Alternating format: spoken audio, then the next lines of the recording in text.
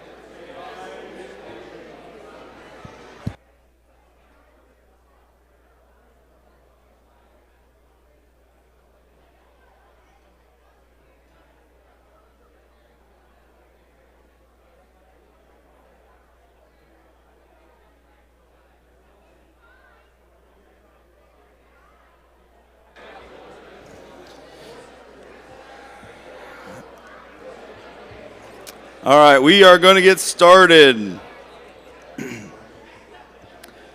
Good evening. My name is Ross Simple. I'm the Director of Athletics at Dakota Wesleyan. Very, very fortunate to be in this position. I think it's very obvious that none of the people getting inducted have practice tomorrow because there's no chance they would have showed up late, like we're getting started late tonight. So that's the beauty of graduating and being done with eligibility. No coaches can tell you to run and punish you that way. So I've been the athletic director here for the last 9 months. If you've heard anything negative, don't let me know about it. Only here for positive things. Tell Jason Christensen all the negatives, please. But we do have a ton of things to be excited about within our athletic department. And tonight we get a chance to recognize some of the best athletes and contributors and coaches in DWU history. On behalf of our entire athletic department and campus community, we'd like to welcome you to the 2024 DWU Athletic Hall of Fame banquet. At this time, I'd like to invite our president, Dr. Dan Kittle, to the stage to give the presidential greeting.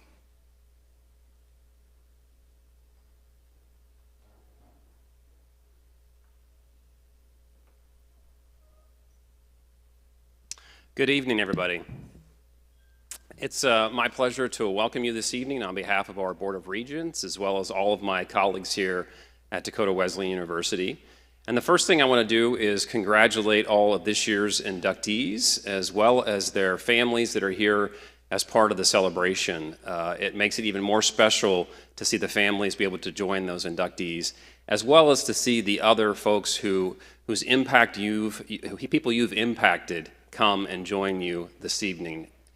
The other thing I wanted to share with you is when I visit with alums and folks who care deeply about this place, they often want to ask questions about how's DWU doing? And there's a number of ways to respond to that, and I think one of the ones that's most important is the soul, the essence, the ethos of the place. And for you in particular is what does that mean for athletics today? And I wanted to say a few thank yous in response to that. One is that it's in good hands with Ross Simple and with our Associate AD, Jason Christensen. Would you two gentlemen please stand and allow us to recognize you?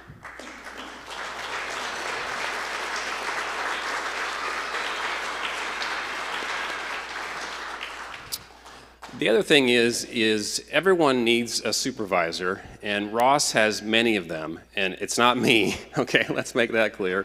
That would be the woman that's out there, that's Marlene. And so yes, Marlene, I'm talking about you. She just looked in here. Marlene is dedicated so much of her time and talents to this place. So as you see her, offer that appreciation. The other piece of appreciation would be to our coaches and our athletic administrators that put so much time and so much of their talents into this place. Would the coaching members that are here, would you all please stand so I can recognize you?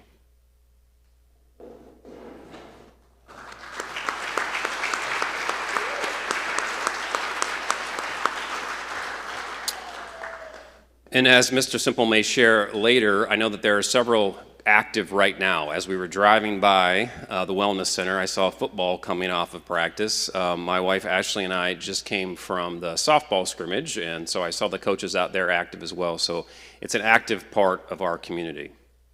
The last thing I want to share is something that happened earlier this week. Earlier this week was our coronation. So those of you who are alums will recall that. It's when we have an opportunity to lift up those students who are seniors who have made a difference on our campus. And what's become a tradition is we ask those students to reflect on their experiences at the university. And this year's question was something like, how has Dakota Wesleyan University changed you? And we probably had about 10 students on this stage, this very stage, and they got up and they provided their reflection. And I'll tell you that the vast majority of those students in their reflections mentioned athletics. And so the experiences that you cherished are experiences that are still happening to our students today. They talked about the discipline, they talked about the accountability, the teamwork, the resiliency. They talked about those positive experiences that remain a part of the Dakota Wesleyan University culture. And so that stewardship, the leadership that we have to advance that forward is still present today. So again, welcome and congratulations to this year's inductees. Thank you.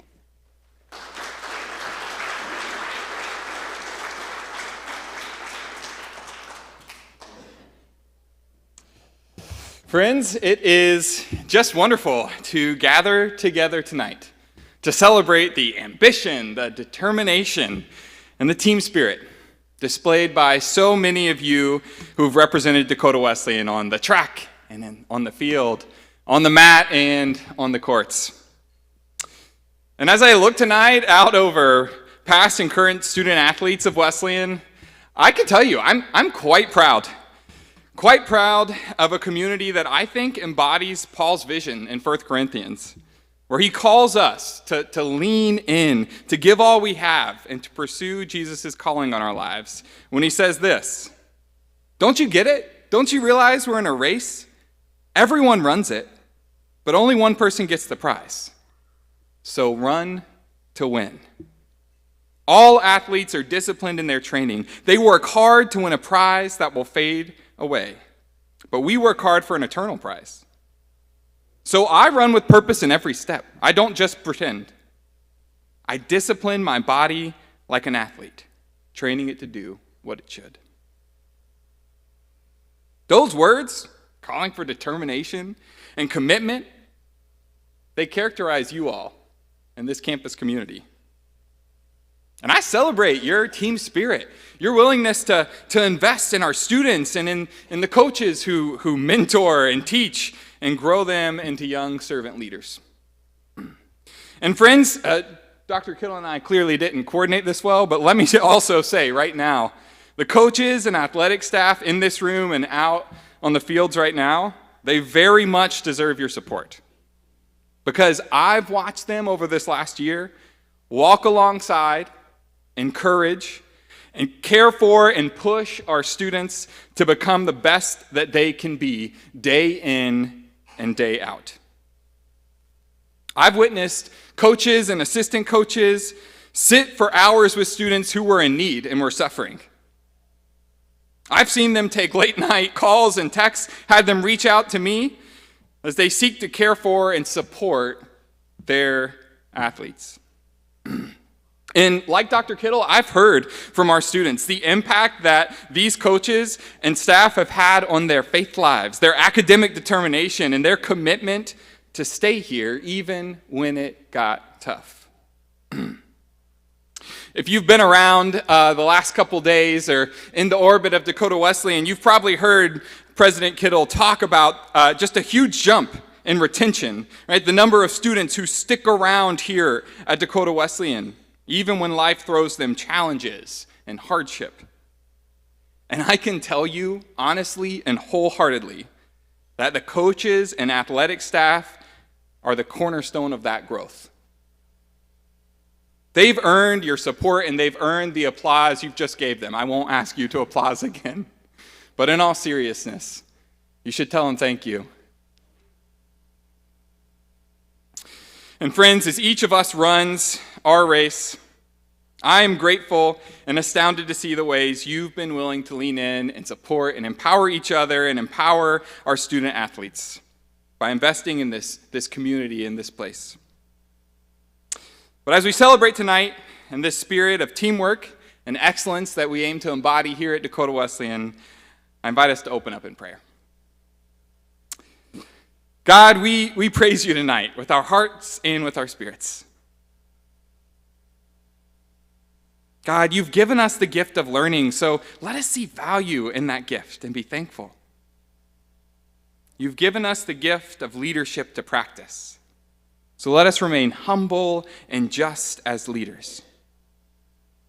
You've given us the gift of faith, and we ask that you help us to continue growing and holding fast to you. You've given us the gift of service.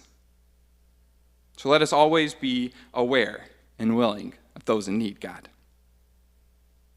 And we pray, Jesus, that you might always help us to use these gifts that you've given us to build a world where your peace, justice, love, and hope reign and grow. We pray tonight, God, that each and every one of us might continue to train ourselves to support each other and run the race which you've set before us, so that at the end of it, we might be able to say too, we have fought the good fight, we have finished the race, and we have kept the faith. So we praise you, God, for this food and fellowship.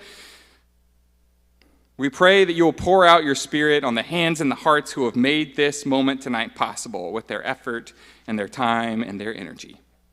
In your Son's holy name we pray together. Amen. And friends, I believe it's now time to eat. I think dinner is about to be served by our amazing cheer and dance team. So enjoy.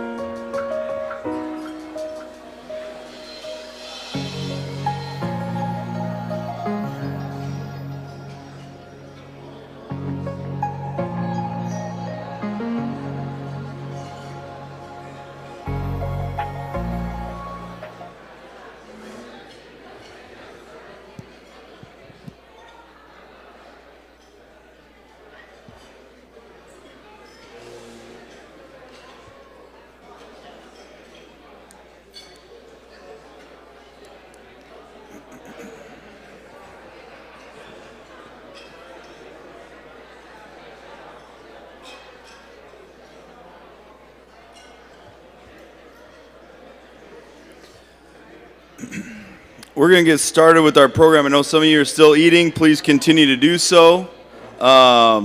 We have just some other thank yous and things that we want to go through, and then we'll get going with things. So, just kind of wanted to mention a few things, before we get into our presenters and our inductees.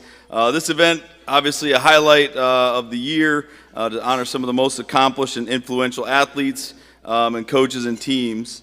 Have a few thank yous. I know there's been a few thank yous already, but just wanted to kind of give my thank yous. Marlene, who's already been mentioned, she's actually not here. She's watching her grandson play football. But I've been in this role for about 9 months, Coach Christensen, and we've kind of looked at different things and tried to change different things. And every time we ask Marlene, hey, what do you think about this?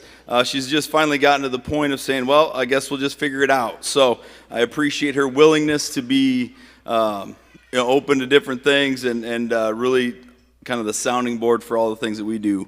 Coach Christensen, he's already been mentioned, and I know I joked about him before, but I appreciate all the work that he does constantly. I don't know if he sleeps, and if he does, it can't be for very long. The guy's constantly doing things, and just done a tremendous job for us. Fundraising, obviously still coaching, and doing a great job with that as well.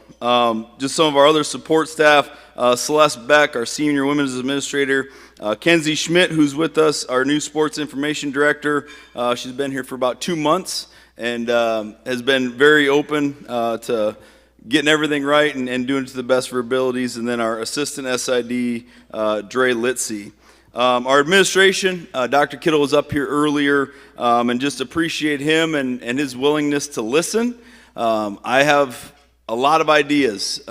Jason has a lot of ideas, and we think they're really good. And so we appreciate him entertaining our ideas, maybe that are out there a little bit, but just a tremendous job. I've been here for 14 years total, and I think we're in the best spot we've ever been, and that's not a slight on anybody else. I think, we have a lot of momentum, and that's exciting to be a part of that.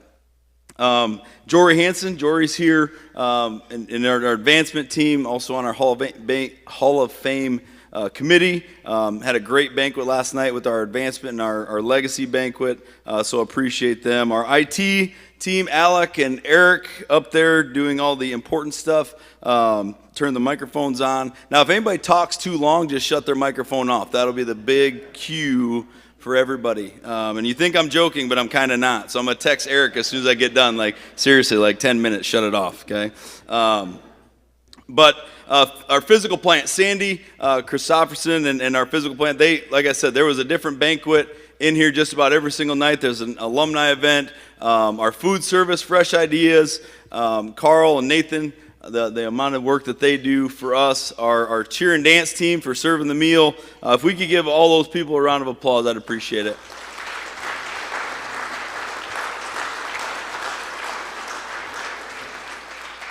I do have a request, and we don't have all of our Hall of Fame committee here, but obviously this was a new thing for me, the first Hall of Fame meeting I ever went to, and we were going to determine, and I'm supposed to be in charge of the meeting, and really leaned on our members, and we have a tremendous group, and they're listed in your program, but if you are here when I call your name, please stand to be recognized. Our members of our Hall of Fame committee, Tom Bell, Craig Cheeseman, Kyle Gerlach, Jory Hansen, Kurt Hart, Joe Kramer, Jerry Miller, Kendra Cheeseman Mutter, Kenzie Schmidt, Wayne Thuey, Dan Wagner, Ashley Johnson Waldner, and Marlene Warnke. If you could stand, please. Kurt.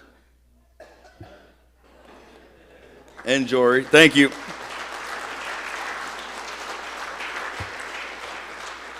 I don't ever get to tell Kurt what to do, so that was kind of fun. Appreciate that, Kurt. Lastly, I just want to thank our entire coaching staff. We have some unbelievable coaches here. We have obviously some unbelievable student athletes, but we have an unbelievable group here. And if I can be a piece of that, that's what makes this job worthwhile.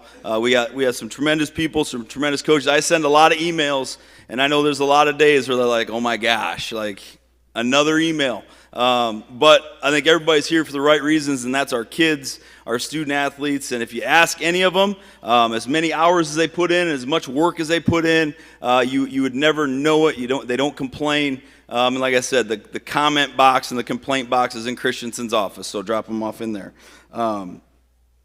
So enough of me talking. Obviously, homecoming week, Hall of Fame banquet. It's a busy week. There's so many things that go into this week and this event.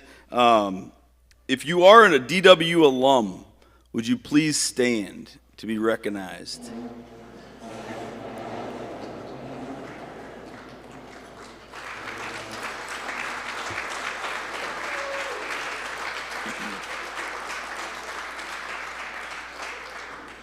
It's great to have everybody here and appreciate you coming back and supporting your peers and your teammates. If you have been inducted into the DWU Athletic Hall of Fame, please stand to be recognized.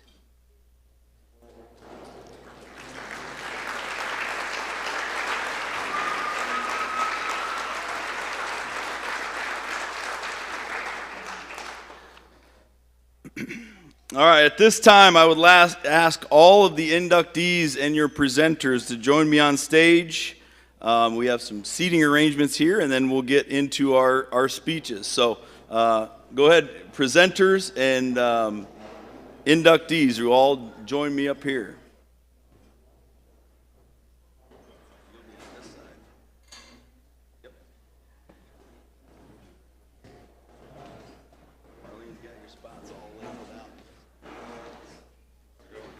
You're right there. Go ahead, Alex.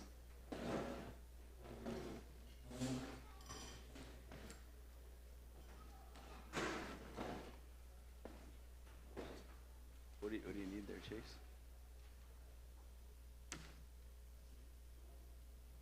Who are you speaking for? Okay, I'll add one second. Put one over. All right.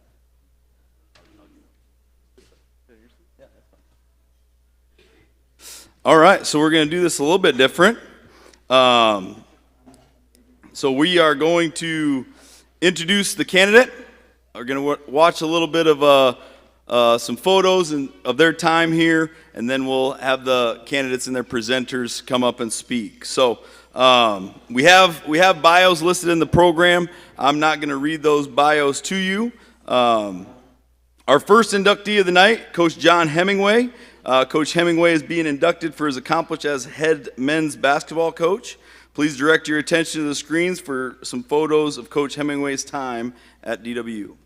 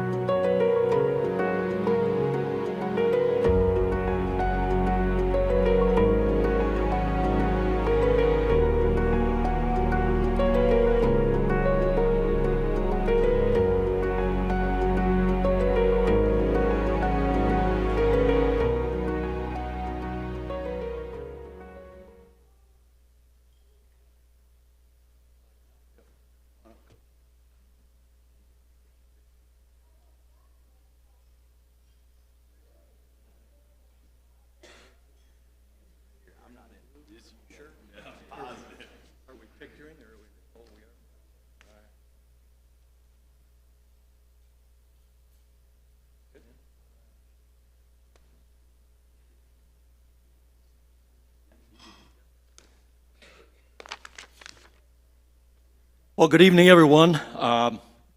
Good to see everyone here. So many good faces that I haven't seen for a long, long time. I'm Tim Smith. Been around here since 1973, so I know a lot of you. But tonight it is my honor to introduce Coach John Hemingway to the Dakota Wesleyan University Sports Hall of Fame. In my opinion, it was Coach John Hemingway who started Dakota Wesleyan men's basketball on the road to, I guess, what we now know as a perennial power as far as the GPAC conference is concerned, as well as on the national scene in the NAIA as well. Coach Hemingway took over the Tiger program in the 2005 and 2006 season, but prior to his coming to Mitchell, Dakota Wesleyan had not had a winning season in the past 4 years. John's first year, the team improved to 14-17 and set the stage for then what was quite an amazing run over the next 4 years. It saw his teams win at least 24 games each of those next 4 seasons and qualify for the NAIA National Tournament 4 years in a row as well. Something that had not been accomplished, by the way, since 1941 here at Dakota Wesleyan. In that second season of coaching, 2006-2007, Dakota Wesleyan went 24-8, the third highest total of wins in school history at that time. And the Tigers qualified for the NAIA National Tournament for the first time since 1995. Hemingway was named the GPAC Conference Coach of the Year. He was also named the South Dakota Men's College Coach of the Year. His third season brought a record of 24-9, followed by 25-9. And then his final year, the Tigers went 28-6, including a GPAC Conference regular season championship and winning the postseason tournament as well. Dakota Wesleyan was at the time ranked number 7 in the nation and traveled to Branson, Missouri, where Dakota Wesleyan won its first national tournament game since 1947, when they defeated McPherson University of Kansas, and then unfortunately fell to Cornerstone out of Michigan in their second game. The Tigers won 17 straight games that season. That was the longest streak of any team in the nation. Coach Hemingway's 5-year run as head coach ended with a record of 115 wins against just 49 losses. The final 4 years, pretty amazing, 101 wins and just 32 losses. If you look back at those years, it was so much fun. The list of top players that Coach Hemingway brought to Dakota Wesleyan, it kind of reads just like a highlight book. Starting with the big three, I call them. 2-time first-team All-Americans. Brock Syme, Preston Broughton, Brady Wiebe. Ended with first-teamer and defensive player of the year, Darren Dorsey. And the list of outstanding players under Coach Hemingway is just amazing. Names like Jackson Collins, Stephen Dybert, Kevin Daly, Scott Nelson, Colby Fitzgerald, Mitch Bain, Ike Munike, Chase Walder, all those I mentioned were all conference selections. In all, John Hemingway coached 16 all-conference GPAC players.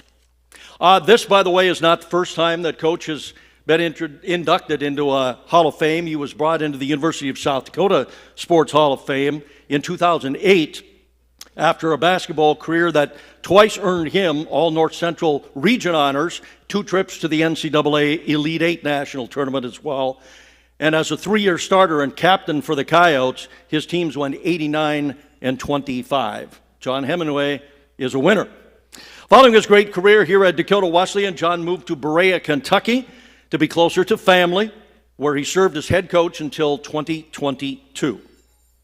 Again, to summarize, when you think of the success of Dakota Wesleyan men's basketball in the modern era, it starts with this coach right here, a man who certainly has put a lasting mark on Tiger basketball. Please welcome to the Hall of Fame, Coach John Hemingway.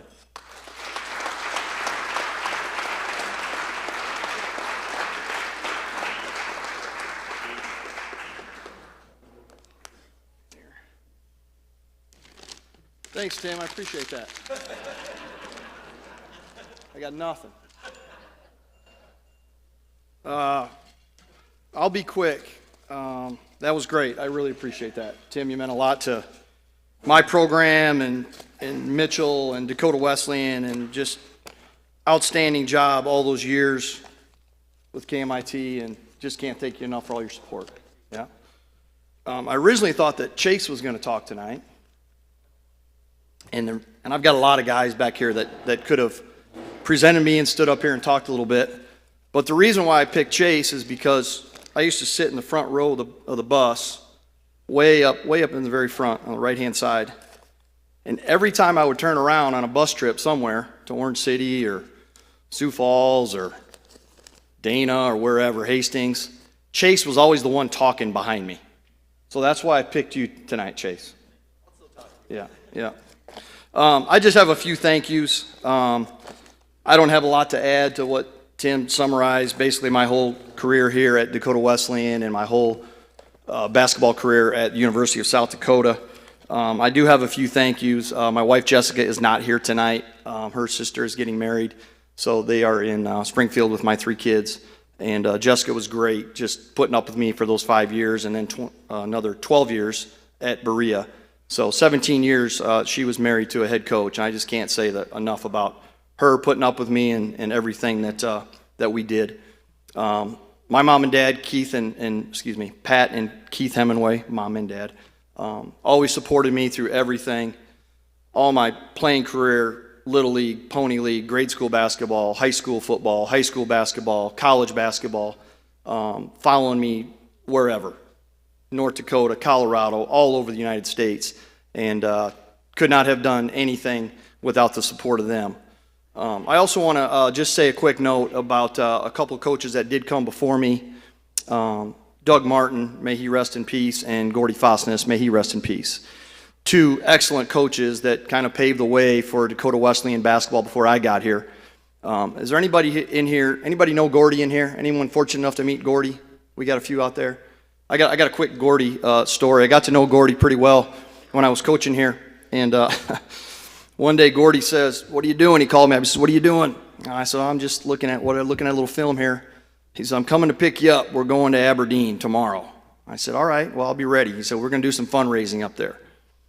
So I went home and I told Jessica, I'm like, "Oh my God, Gordy's this legendary coach at Dakota Wesleyan's picking me up. So I'm scrambling through all my coaching books, and I'm getting on. I said, I can't wait to talk with Gordy. It's, a couple hours up to Aberdeen. Get to talk about basketball, and, I'm sure he's going to ask me some questions about what we're doing here at Dakota Wesleyan and my philosophy and this and that. And if you know Gordy, we got back later that night, and she said, well, how was the trip with Gordy?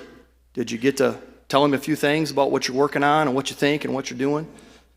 And I said, well, yeah, Gordy talked, and I listened, and I got about 10 words in. So that was my trip with Gordy. Was that Gordy, Tim, or not? That was Gordy. So miss my conversations with Gordy. Kurt, couldn't ask for a better AD when I was here. You were awesome to work for.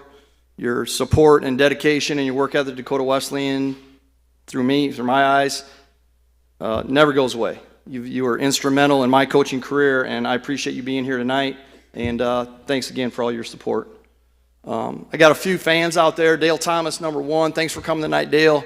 We had so many just great fans that were just so close to our program and wanted to be a part of it. Junior Hilly, I wish Junior was here tonight.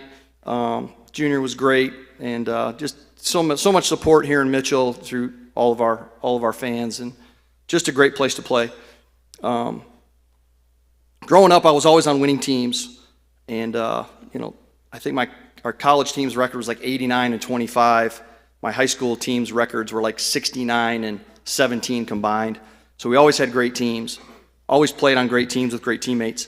But when I got this job in 2005, I never wanted to win so bad as I did here at Dakota Wesleyan. And it took me a couple years to realize why. Because, when you're playing sports, you always want to win. When you're coaching, I was an assistant coach, and you always want to win, right? You always want to do the best you can. But when I got this job, for some reason, I just wanted to win so badly. And I figured out the reason a couple years later is because I got about 12 guys back there, sitting back there, and they're the reason why I wanted to win so bad. I wanted those guys to have such a great experience and a winning experience at Dakota Wesleyan. And Tim mentioned all of our All-Americans and all of our All-Conference players, and I just appreciate all you guys coming. I wish I could bring you up here and introduce every one of you, but I don't know if we got time for that. They're about to cut this mic off on me. So thank you to all you guys. You guys are the reason why I'm up here. It's an individual award, but I'm the lucky one getting able to coach you guys. So thanks everybody for coming tonight. Congratulations to all the other inductees, and have a great night. Thanks.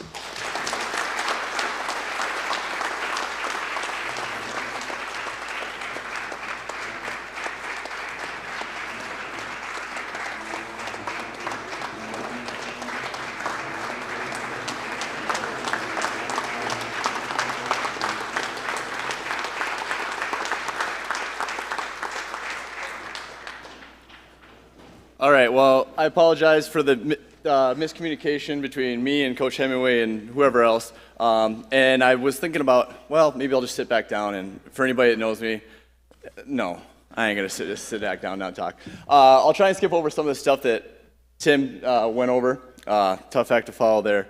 But Coach did ask me to present him tonight. And the first thing I thought of, I was confused because I'm like, well, gosh, I wasn't his best player.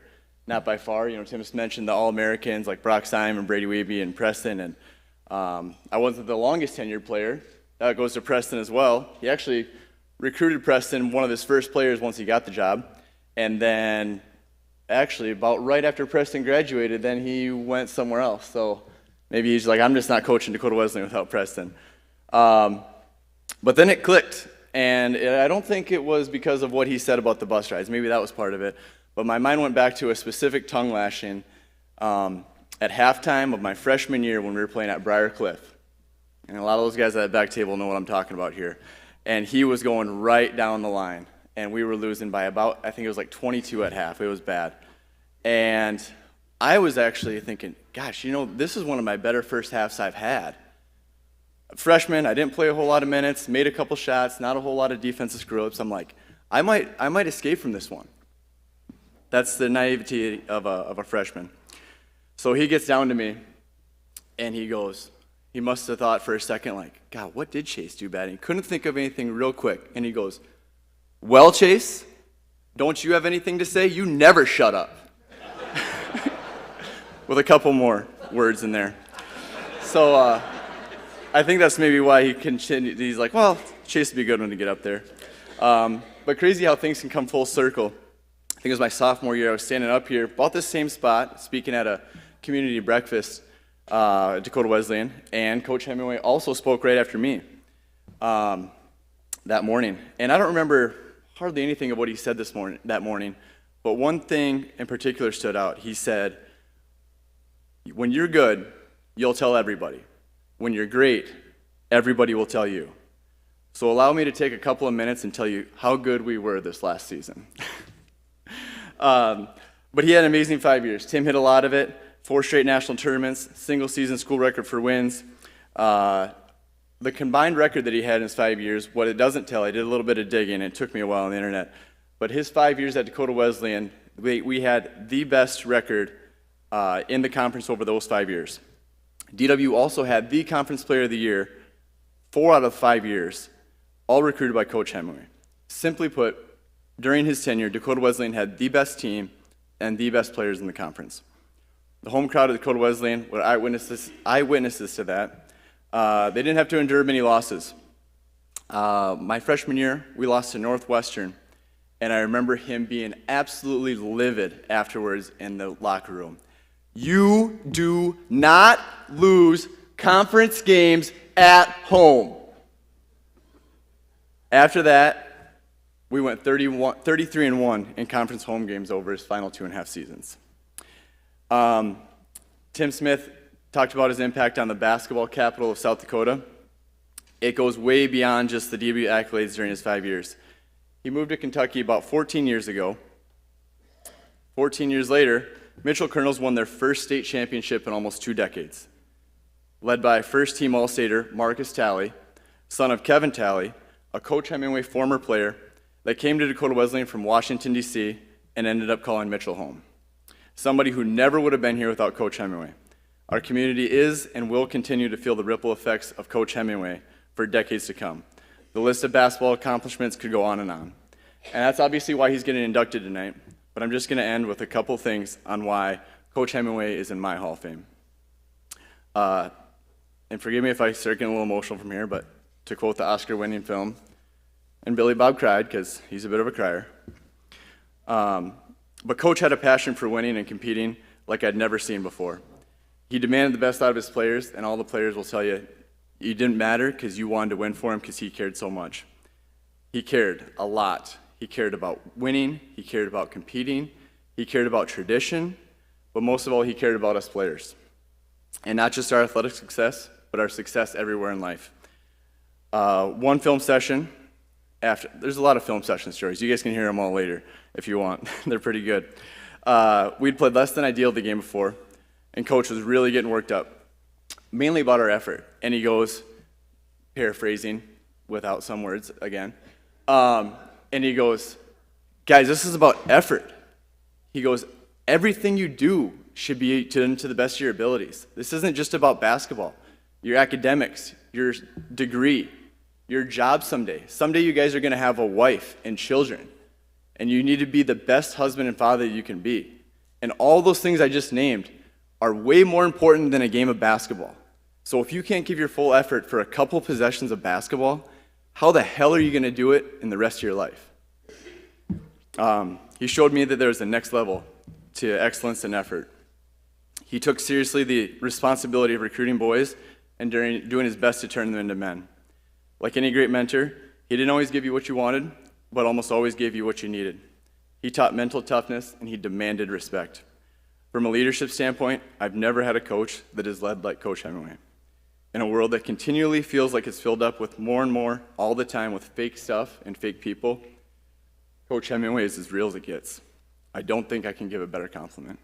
He really walked the walk. I find myself telling my kids all the same things he told us, and hardly any of them had to do about basketball. One of the most important lessons he taught me is there are 2 types of people in this world. You're either a foxhole guy or you're not. Coach Hemingway's a foxhole guy. He was the reason I chose Dakota Wesleyan, and it led me to my lifelong friends, my wife, my family, and the community that I call home. I can't ever thank you enough for that, Coach. Bill Russell said that success is not a destination, but a journey, and that the greatest honor a man can have is the respect and friendship of his peers. Coach, you've earned my respect, and I'm honored to call you my friend.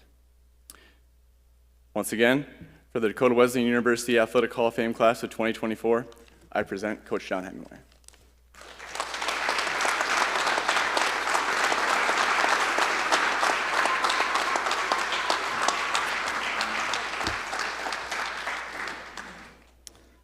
Thank you, Tim and Chase. Very, very good. Our next inductee, Scott Lovelace. Scott is being inducted for his wrestling accomplishments at Dakota Wesleyan. Please direct your attention to the screens for some photos of Scott's time at DWU.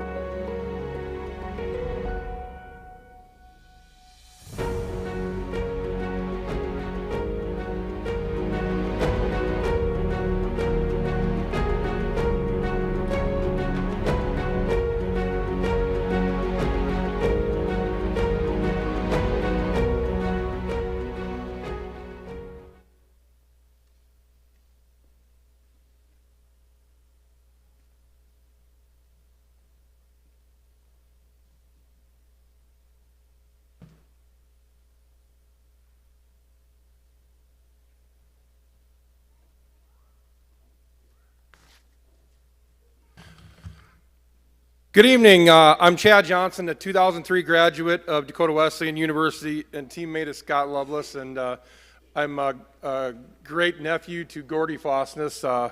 I chose the wrestling path, though, so as a presenter, I wasn't sure what I was going to do here tonight. They told me to talk about some things that got Scott into the Hall of Fame, but I don't know where to start. So I'm going to start with a couple things that didn't get him into the Hall of Fame, and bear with me a little bit. So, and you didn't think I was going to come up here and take this opportunity to roast you a little bit, so, because that's what teammates do, right? Good looks did not get Scott Lovelace into the Hall of Fame.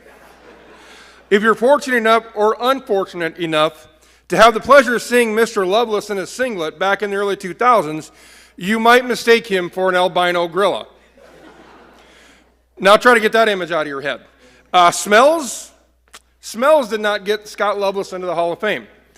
On rides throughout the Midwest, there was a distinct odor that would permeate from the van at the most opportune time. The odor would normally be directly followed by a distinct chuckle, and if you've been around Scott, you know that exact chuckle, and that smell was simply known as the lovey. So enough with the locker room talk. I had the pleasure of meeting Scott Lovelace in my sophomore season of wrestling. He was a highly sought-after recruit from Labette Community College in Kansas, where he was a national qualifier, a two-time academic All-American. As a high school wrestler, Scott was a two-time state place winner and earning a state title in his senior season. He was exactly the kind of wrestler and person that Coach Shadowinkel was looking to build his team around. Scott made an immediate impact. His career as a wrestler for Dakota Wesleyan was highlighted by being a GPAC finalist, placing top 3 in the region, qualifying for NAI Nationals twice, and capping off an All-American in his senior year. And at that time, there was only a handful to ever accomplish that feat. That year, he was named Most Valuable Wrestler, but Scott was not done giving back to the Dakota Wesleyan team at that point. He served as an assistant coach for the team as he finished up his degree. And this was just the beginning of his coaching career. Scott has left a pretty significant footprint in the Nebraska wrestling community. In the 2006 season, he served as an assistant coach at Omaha Burke, then taking the head position at Omaha Northwest until 2009. Then in 2010-2011 season, he was assistant coach for Papillion La Vista University. In the 2011 season, he took the head coach position at Millard North High School and serves as a Mustang Wrestling Youth Club Director, where he has been for the last 13 years. His coaching accolades include President of the Metro Coaches Association 2006 through 2009. He has 144 dual wins, a 2-time state dual qualifier, the first in his school's history, multiple top 10 finishes, 28 state medals, 8 state finalists, and 4 state champions. And he was multiple-time District Coach of the Year.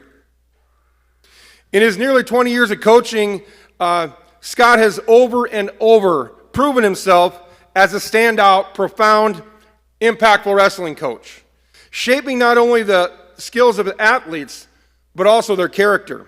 He specializes in making men. We've heard that tonight before, making men.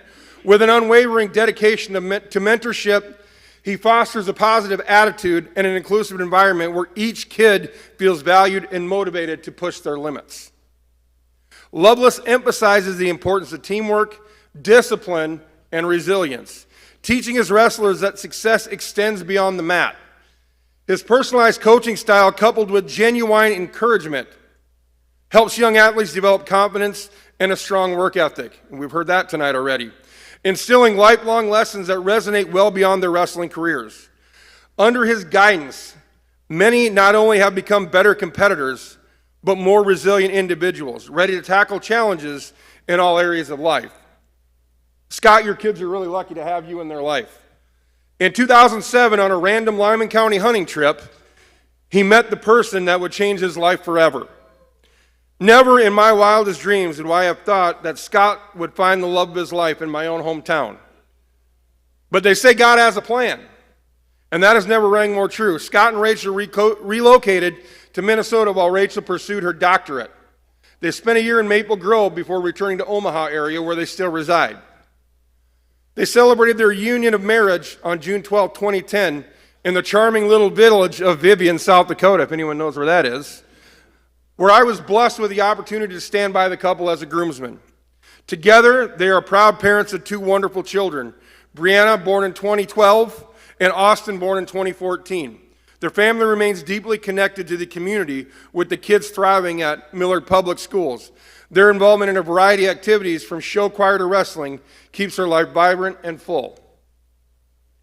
With Scott being an incredible wrestler, an impactful coach, and an inspirational teammate, I could stand up here and talk all night. But on a personal level, I look to Scott as a true and caring friend. Real friends don't have to talk on a daily basis to prove their bond. It's an understanding and support that matters the most. Even when life gets busy and conversations fade, true friendship endures through shared memories, inside jokes, and an unspoken connection. When we catch up on the phone or even at the lake, it feels like no time has passed. The comfort of knowing someone has your back always is there. It's about being there for each other when it counts, and Scott's been there for me a lot. No matter how long it's been since we last connected, it's always like it was yesterday. So I want to thank Scott, Rachel, Bree, and Austin for letting me be part of this magnificent milestone. It's truly an honor to present Scott Lovelace as your newest member of the Dakota Wesleyan Hall of Fame. Before I turn things over to Scott, I want to share with you a message from our former coach, Mike Shadwinkle, who couldn't be here tonight. Scott Lovelace was a fresh out of high school kid when I first met him and his dad, Steve, in Fargo, North Dakota, at the USA Junior Wrestling National Tournament. We hit it off immediately. Unfortunately, I had to wait a couple years because he had already committed to wrestling at Labette Community College in Kansas. We did stay in contact, and as you can imagine, he ended up at DWU. I was impressed early with Scott because of his tenacious and tough wrestling style, but I was probably more impressed with his willingness to learn. Couple those admiring traits with a magnetic personality, a little bit of orneriness, and a tactical thought process, and you have the makings of a successful wrestler. Scott finished his Dakota Wesleyan wrestling career as one of the most decorated wrestlers in DWU history. I'm very pleased to see him be recognized for it. I'm even more pleased and very proud of the man that he has become. What you see in front of you today is an outstanding husband, father, son, and brother, teacher, and coach.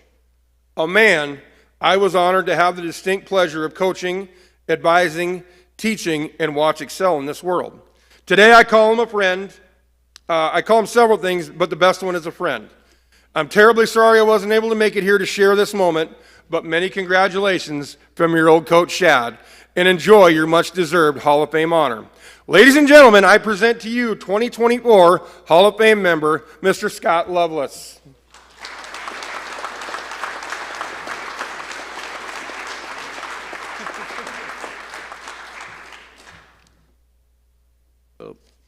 All right. Like he said, I've been coaching for 20 years since I left here, most of it as a head coach. So I'm going to try to make this kind of short and sweet because I know my long time that's assistant coach over there, Frank Hawk, he's been with me most of that 20 years. He's probably timing me, and then he's probably got a side bet with my assistant coaches back home, whether I cry tonight or not, because I rarely make it through a end of the year banquet without shedding a tear or anything like that. Well, I'll do my best. We'll see how it goes. So I'll just get that out there right now. I'd like to thank the Hall of Fame committee and AD Simple for this incredible honor, and congratulate everybody else that's up here also taking in this night. It's an honor to be up here. I've looked at some of your guys' stats, and pretty amazing thing. When I wrestled here, we rolled up mats every night in the elementary gym.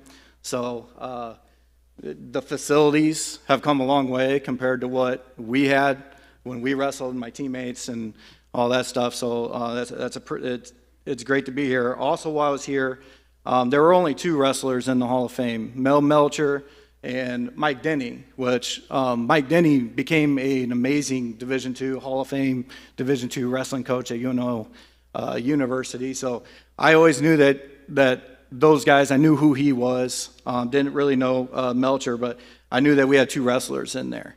And tonight I get to join not only my teammate Chad Johnson, but several of my other teammates. The first national champ in school history in any sport, Justin Portnier, and then Lionel Riley. So it's a great honor to be up here and to share that with some fellow wrestlers as well.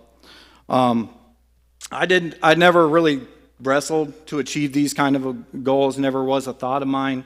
Never even really thought that I'd ever be up here doing this. To be honest, my goals were to be a multi-All-American, and I'd never really accomplished my goals. That's just how it goes. You set high goals, you don't get there. Like that's why you set those high goals. But I know I had a great career, and I'm proud of my career. And because maybe I didn't get there, it's helped me become a better coach. Been coaching high school, like I said, for 20 years. I also I run a kids club at the same time. So because of that, all my experiences, it's helped me be better in that era.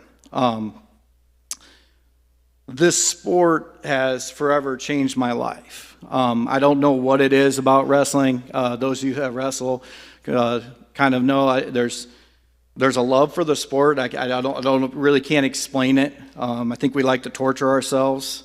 There's just a tremendous sacrifice and dedication it takes to be a wrestler, especially a college wrestler.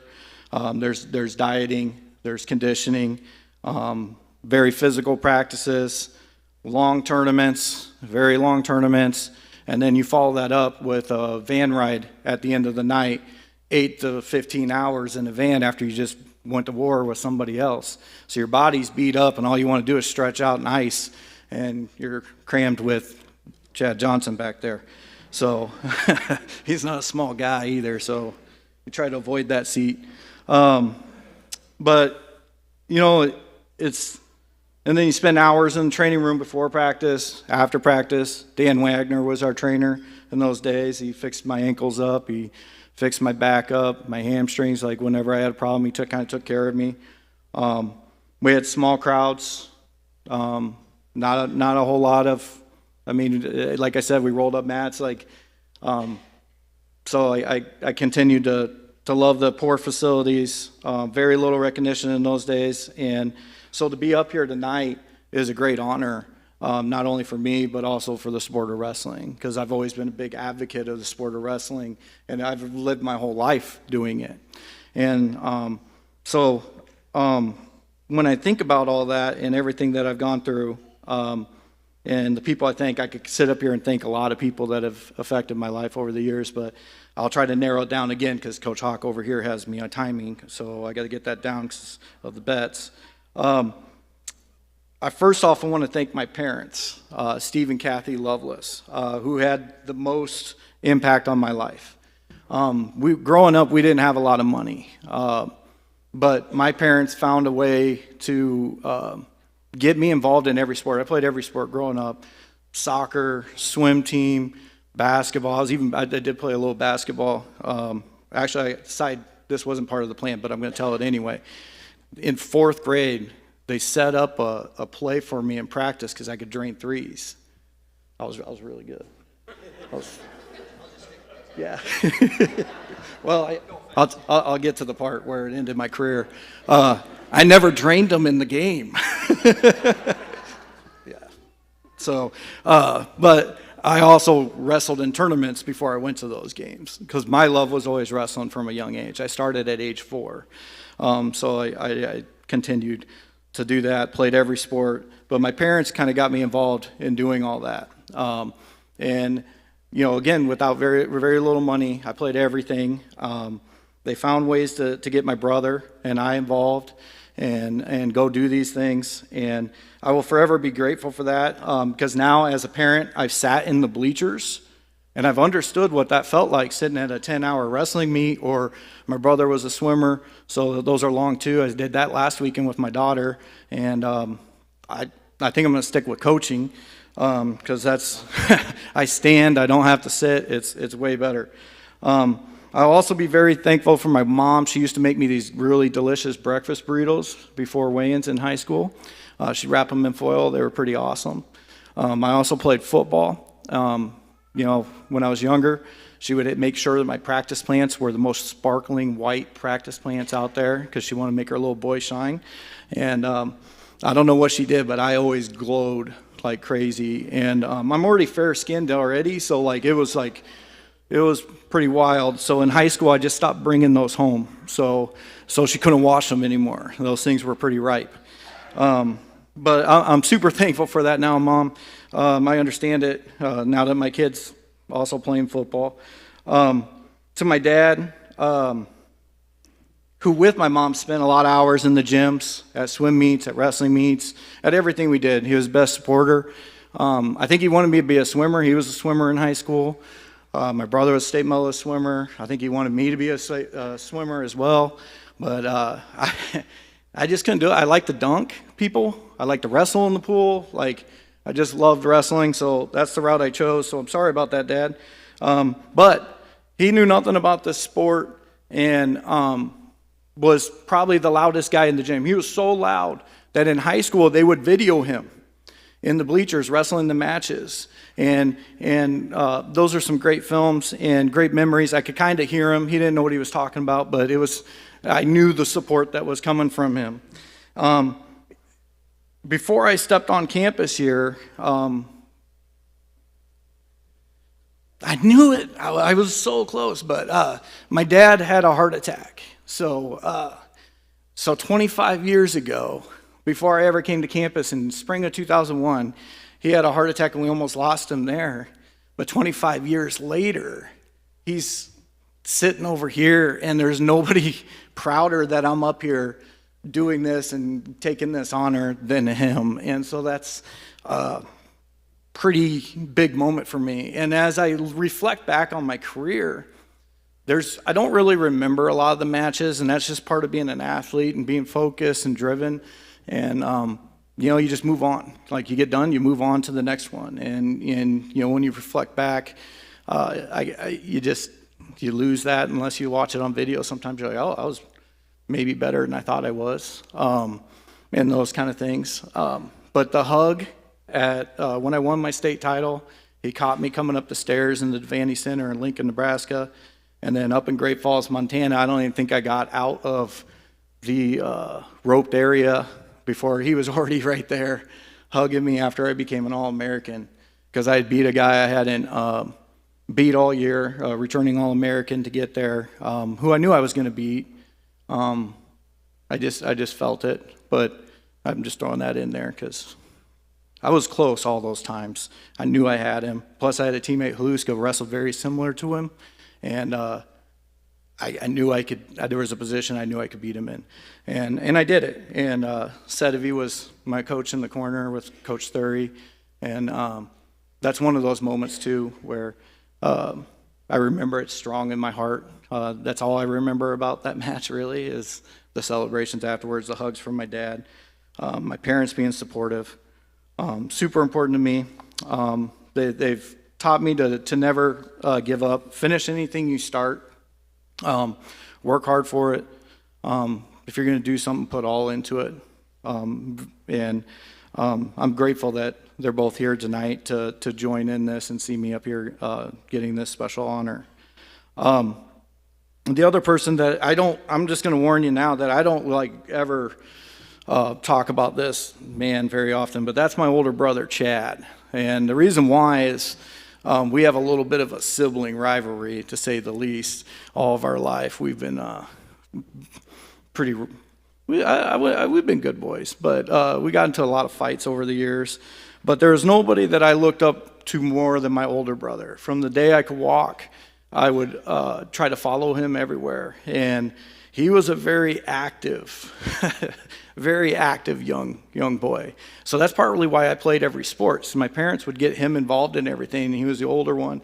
And so we did everything because of him. And one day somebody told my dad that, hey, wrestling's a great sport for active young men like my brother, and you should get him into it. I thought we were going to jump off ropes and bang people with chairs, and because I was watching WWF, I was 4 years old. Dad was supposed to be watching me at practice. Kind of was watching my brother. I apparently snuck in. I wasn't old enough to wrestle. I snuck into practice. Coaches let me go. That began my career. I'm 44, so 40 years later, I'm still doing it. So it's kind of how it goes. But it's because of my brother that I got there. And all my life, I was following my brother. I was trying to keep up with him. And I couldn't keep up with him. Like, I would fall asleep in my food at night, trying to keep up. My parents struggled to keep up with them too, but I took the beating, man. I would fall asleep, I'd struggle, I'd be out. And as I reflect back, as you look back and you coach and you try to find things that help others through your mistakes and your wins, and I think that had one of the bigger roles in me becoming a good wrestler, because when I would wrestle matches, I always knew I could go a little more than somebody else. I always knew that I had a little more, I could fight a little harder, because all my life I've been trying to keep up with my brother and taking myself to exhaustion. And I just knew I had a little bit more toughness. I would get tired in those matches, but I just knew I could keep going. And a lot of that had to do with me trying to keep up with Chad and follow him along all my life. And he was always my biggest protector. So we were brothers. We might get into a fight. We might be rivals at times. But I looked up to him. He took care of me, let me follow around even in high school at times. And there's nobody I'm more thankful for. And this is the only time I've ever publicly said anything positive about him, because siblings, I got to be number one. So, but I love my brother, and I'm probably up here partly because of him beating on me and making me tougher as a young kid. But he chose swimming in high school. Little guy ruled the roost, so I'll just put that out there. Right, Chad? To my wife and kids, Chad over here already kind of talked about that, but I met her on a hunting trip on Chad's land in Presho. I learned I never hunt. I came from Omaha. I fished. I was outdoorsy, but Coach Shadwinkle took us out on hunting trips. Took a bunch of 20 wrestlers to go shoot pheasants in Western. I think 5 of us actually had hunted before, and we trap shooted. We did it safe, but it made a love for it. And after I graduated, I met my wife on Chad in Presho, and now we have two beautiful kids that keep us extremely busy. And I'll pick it up here now. Okay. To my teammates, my brothers, a lot of them are here. Some of them couldn't make it. They got Friday night football games. A lot of them coach. Some of them are coaching wrestling meets this weekend. Got one that got called in to help with hurricane stuff, and so like missing a few of those guys. But those were like the family up here. I didn't know anybody when I came to Dakota Wesleyan. I kind of came here alone. I came here to wrestle for somebody I'll talk about here shortly, and these guys became families. Sedavi taught me how to duck hunt, kind of. I wore his brother's. I was 165 pounds. His brother was like 141. They gave me his waders the first time I went hunting. They fit real snug. But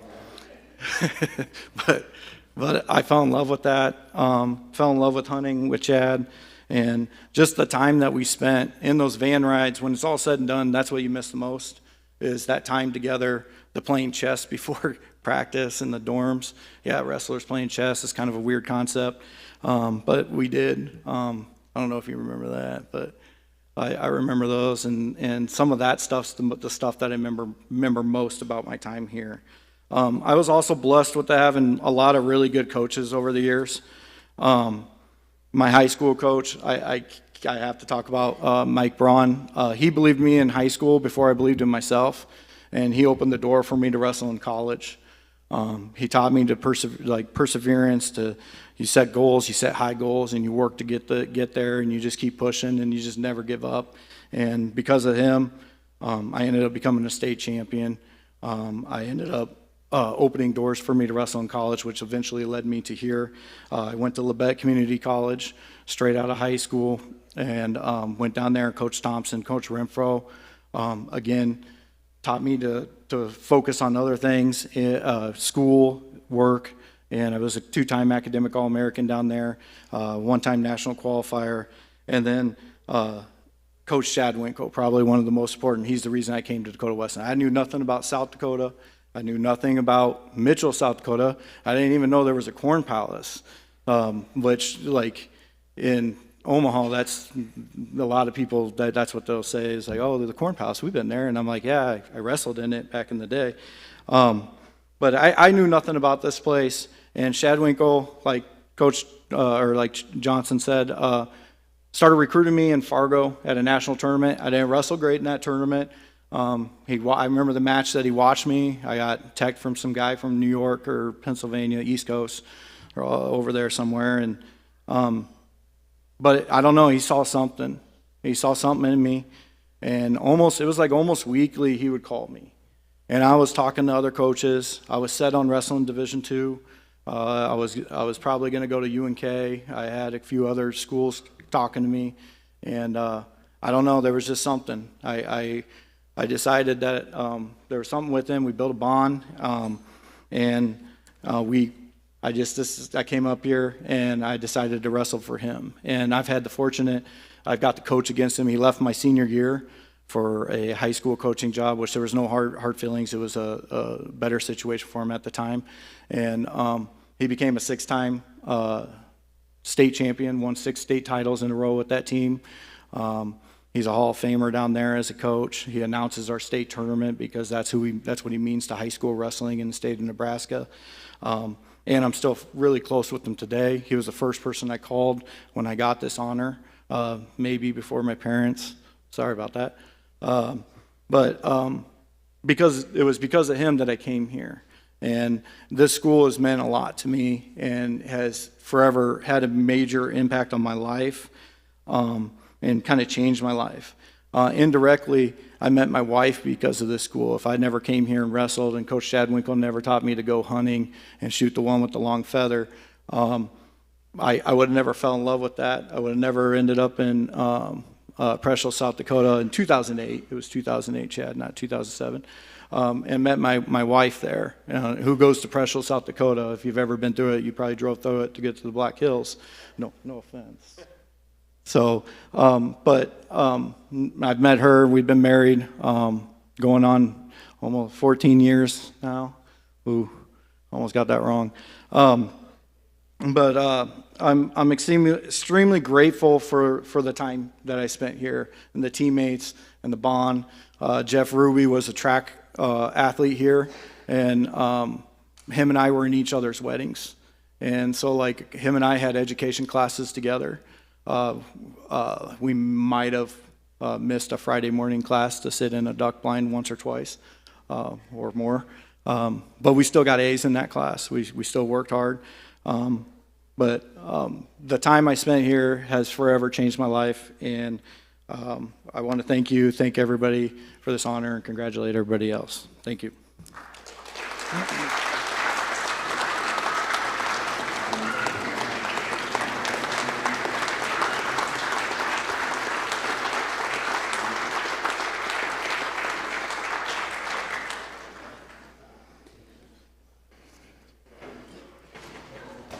Thank you, Chad, for presenting, and Scott, congratulations on your induction into the Hall of Fame. Our next inductee of the night is Darren Mebius. Darren is being inducted for his accomplishments on the DWU men's basketball team. Please direct your attention to the screens for some photos of Darren's time at Dakota Wesleyan.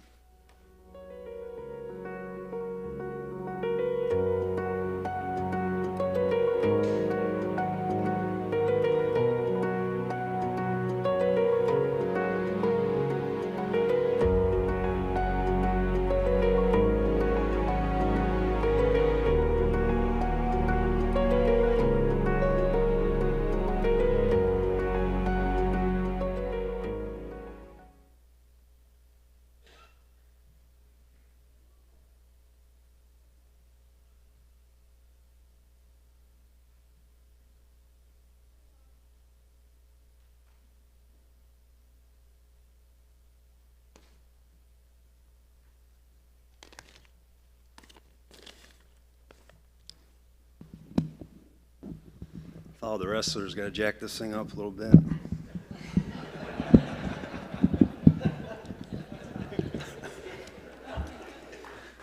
Good evening. It's an honor and a privilege to be here tonight among these Dakota Wesleyan greats, along with faculty, family members, and friends. Congrats to all the inductees. I'm Chris Weir. I'm a 1997 DWU graduate. I had the pleasure of playing football and basketball during my years at DW, and have memories and friendships that'll last throughout a lifetime. One of my best friends and greatest basketball players of that era is being recognized tonight. If you were around Mitchell in the 1990s, you probably knew of Darren Mebius. I met and battled this ultra-talented, cocky, he was cocky, little sniper during my high school years at Platt. I didn't really know Darren personally at that time, but I certainly respected his game. Darren and his dad, Mike, out here, were a couple of the best to ever play at Wesleyan Springs High School. Mike, you owe me a beer for that one afterwards here. I got to know Meebs personally in the fall of 1994 when he arrived at DW. I was a year older, but Darren quickly fit in as a player and as a teammate. Meebs started at point guard that year on our national tournament team that took down the Jacks earlier that season at Frost Arena in Brookings. I have unbelievable memories of playing ball with Darren and hanging out in vans and gyms and hotel rooms all over the country, places like Boise, Idaho, and Grand Forks, Wisconsin, Hastings, Spearfish, Huron, and Honolulu. And I wonder if Huron and Honolulu have ever been mentioned in the same sentence before. Probably not.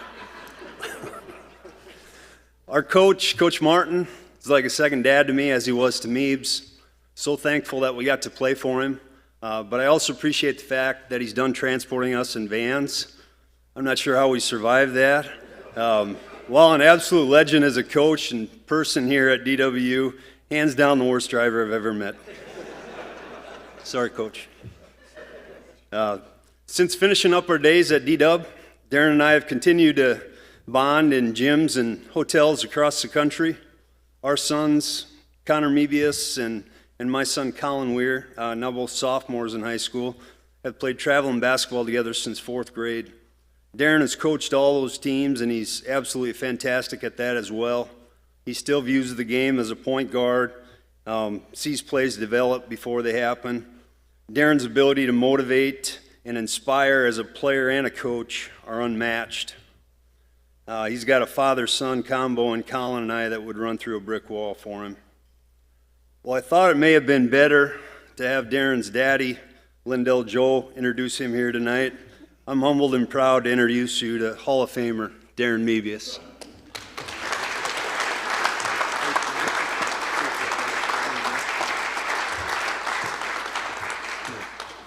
I'm going to bring this back down here a little bit. Thank you, and well said, Chris. I asked Chris to introduce me tonight, not only because he was a great teammate, and also because he's been a lifelong friend since college. And I also knew how entertaining he would be. First, I would like to extend my congratulations to all the 2024 Hall of Fame inductees. It is truly an honor to be recognized alongside each of you tonight here at Dakota Wesleyan. I also want to express my gratitude to the selection committee for this recognition, This is one of the most meaningful and personal honors I've ever received. And thank you to all my family and friends who have taken their time to be here tonight. It means a lot to me. I have a unique connection with another inductee tonight, Cardell Miller. I played basketball with Cardell's brother Camden from 1994 to 98. Camden was one of the best players I ever played with, and he was inducted in the Hall of Fame back in 2009. Camden, you're the only teammate I had for all 4 years of my career, and it's an honor to join you now in the Hall of Fame tonight alongside your brother. When Athletic Director Ross Simple informed me of my induction, I started to reflect on my years growing up in Wesleyan Springs and my basketball career 30 years ago here at Dakota Wesleyan. My thoughts naturally turned to my parents, my two brothers, all my teammates, and my coaches, who all had an impact on me in their own way, and I would not be here in front of you tonight without them and their support. My dad got me started with basketball at a young age, whether it was shooting hoops together or take me to his amateur games to watch him play. He is a DWU alum and a former basketball player, and for as long as I can remember, he has always been one of the biggest fans of Tiger basketball. I recall him taking our family to several DWU games, and even when we're not at the games, the radio was on at our house listening to Tim Smith on KMIT with the call. Dad also loved to drive our family through the campus, sharing his stories and memories when we visited Mitchell. Dad, I've always appreciated the influence you had on me, and now, just like you, I find myself sharing these similar experiences with my own family. I remember watching players like Wes Morgan, Scott Morgan, Cooper Garnis, and so many others, and what stood out to me was how Coach Martin built his teams with talent from South Dakota. His belief in recruiting local players continued during my time at Dakota Wesleyan. Players that I was fortunate to play beside were Chris Long from Lyman, Camden Miller from Plankington, Chris Weir from Platte, Eric Sazoo from Crow Creek, Jeremy Pearson from Stickney, Joe Prue from Todd County, Pete Adams from Aberdeen, Randy Mardian from McLaughlin, Jerome Neschheim from Viborg, Chris Detterman from Burke, Clay Bastion from Henry, Tyson Thieler from Mitchell, Brad Hand from Midland, Brendan Shepard from Flandreau, Cody Holford from McCook, Jay Drake from Winter, and Troy Ingles from Henry. I got a lot of my teammates here tonight, and if you could just all stand, I'd like everybody to see who you are. You're all the tall guys.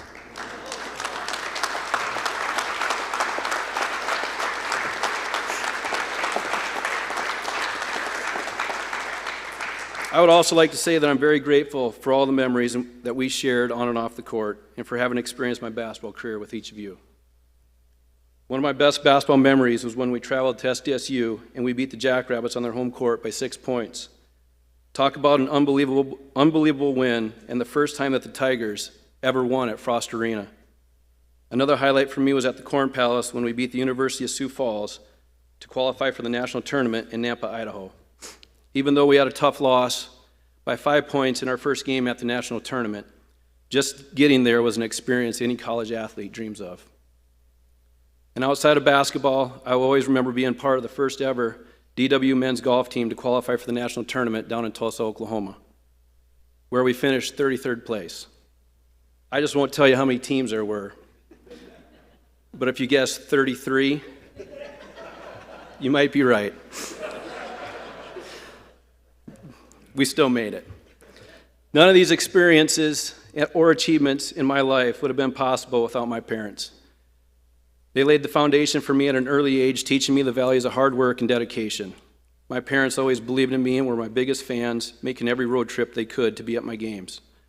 To my mom, Terry, while growing up, you would never go to bed until your kids got home. I remember all those late summer nights I would spend up at the city courts playing basketball, at times keeping you up past midnight. I cannot thank you enough for all the love and support you've given me through the years. To my dad, Mike, thank you for everything you've done for me, especially my basketball career.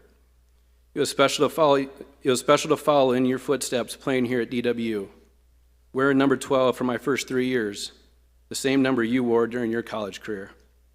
This honor tonight is a tribute to the both of you for all the sacrifices you have made for me throughout my life. Thank you. To Troy and Kevin, the best two brothers I could ask for. I was close in age with my older brother Troy, and we were fortunate to play high school sports together. He pushed me to be my best, and I always looked up to him. And to my younger brother, Kevin, I hope I had the same impact on you as Troy had on me, and your guys' support during my time at Dakota Wesleyan meant a lot. And today, I'm very thankful for all the support that we provide to each other's families. To my high school basketball coach, Mike Michelson, who's here tonight, you helped me grow as a player, you taught me how to lead and be a great teammate. I'm truly grateful for how you challenged me to set my goals high and pushed me to reach my full potential. And to my DWU assistant coach, Kevin Lee, I will always remember how you challenged me to become the best player I could be on both sides of the ball. And I couldn't have asked for a better person to learn the point guard position from. And for those that knew of or remember Coach Doug Martin, he gave me the opportunity to play college basketball, for which I'm incredibly thankful. I will never forget his leadership, the family-like culture he created, and the positivity he would instill in all of his players, which contributed to every success that we ever achieved. He was more than just a coach, he was also a mentor and inspired his players to set goals not just for basketball, but for education and your life in general. Basketball has provided me with many rewarding experiences, and some of the best experiences I enjoy now are coaching my 3 kids, Connor, Chase, and Carolina, and the quality time that our family spends together. And none of this would be possible without my wife, Heidi, who is the rock of our family and keeps us balanced between our very busy sports activities and our everyday life. And I would like to conclude by saying thank you to Dakota Wesleyan. I am forever grateful for the role that all the faculty and coaches played in my development as both a student athlete and as a person.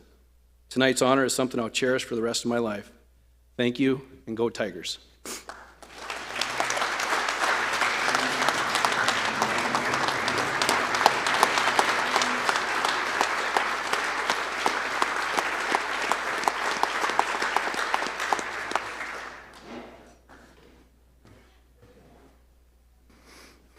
Thank you, Chris, for your presentation, and Darren, congrats on your induction to the DWU Hall of Fame.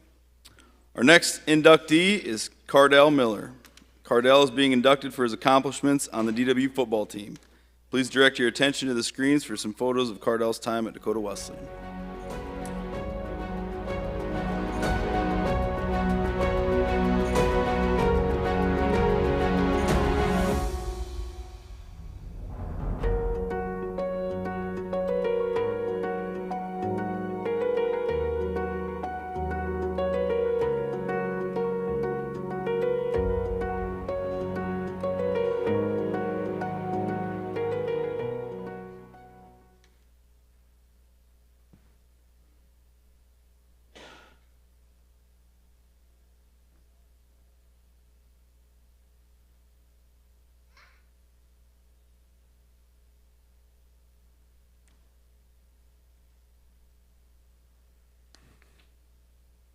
Guess we've got to raise it back up again. But what an honor it is for me to be here tonight, not only to introduce my brother, but also to celebrate with my good friend and teammate, Darren Mebius. See, Darren and I used to play a shooting game before every practice. We'd take turns shooting, and every shot was worth a pop. We kept a running total for the entire year. Darren, I don't think you remember this, but you still owe me a case. I've looked up to my brother for as long as I can remember. I copied and imitated everything he did. When he started liking the Pittsburgh Steelers, so did I. When he grew his hair out long and permed in the back, so did I. When he started drinking beer, so did I. Just kidding. No, I would have been like 10 years old. That didn't happen. No. But I still try to be like him, you know, as a husband, as a father, and as a professional educator. I was a freshman when Cardell was a senior, and for the first time we were on the same team. And oh boy, talk about a dream come true for me. And since then, my Mount Rushmore of athletic experiences has always been sharing those experiences with him. He was the very best at every sport in our small town, but it was football that brought him to DWU, and he brought me to DWU. So in preparation for tonight, I looked back at some of the old game tape. That's right, VHS tapes. What a nightmare in quality. Coach Kramer used to pack us into the classroom and wheel in this gigantic 20-inch TV, and go play by play, rewind all the bad plays, back again. I never graded well in any of those. It was the early 90s, and here's what I noticed in those tapes. Number one, everybody wore gigantic shoulder pads, like up to the middle of the helmet. Number two, there was no such thing as roughing the passer. Sidelines, there was no late hits. It seemed like you had to be tackled no matter what. And number three, Cardell was like a safety blanket on defense. He could cover anyone. He was a sure tackler, and he loved to make a big hit. He played a little bit like Ronnie Lott or Steve Atwater at the time. We played special teams together. I wasn't good enough to be on the field every down, but he certainly was. We were on field goal block together, and we had it timed where he would go in first and just get the guy back 1 yard, and then I would follow that and jump. And we blocked like 4 field goals that year. It was pretty cool. His senior year, he was limited by some injuries, but he never made excuses, and he always tried to get on the field. So I was on kickoff team also, and he would sneak on the field and take my spot. But it's hard to sneak on the field when you go down and make the tackle. He still loves football, and he would be foolish enough to play tomorrow if he had some eligibility left. If I had a nickel for every time he calls and asks, hey, do you think they're going to bring the alumni game back? I could retire. To his friends and family that are here in more ways than just football, he's always been a Hall of Famer. And for everyone else here, it gives me great joy to introduce my brother, my hero, Cardell Miller.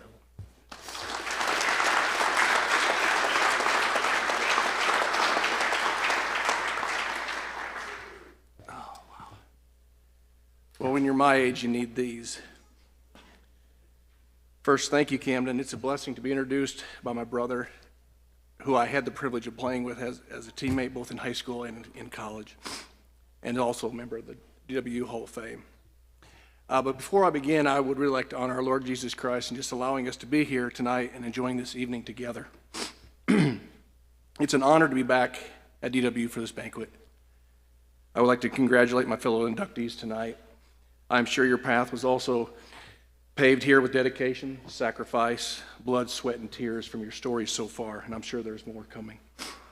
Thank you to Dakota Wesleyan University and the Hall of Fame Committee for selecting me to be in this group of athletes. I am blessed, honored, and so very humbled when I look at the names that I'm joining in this athletic Hall of Fame.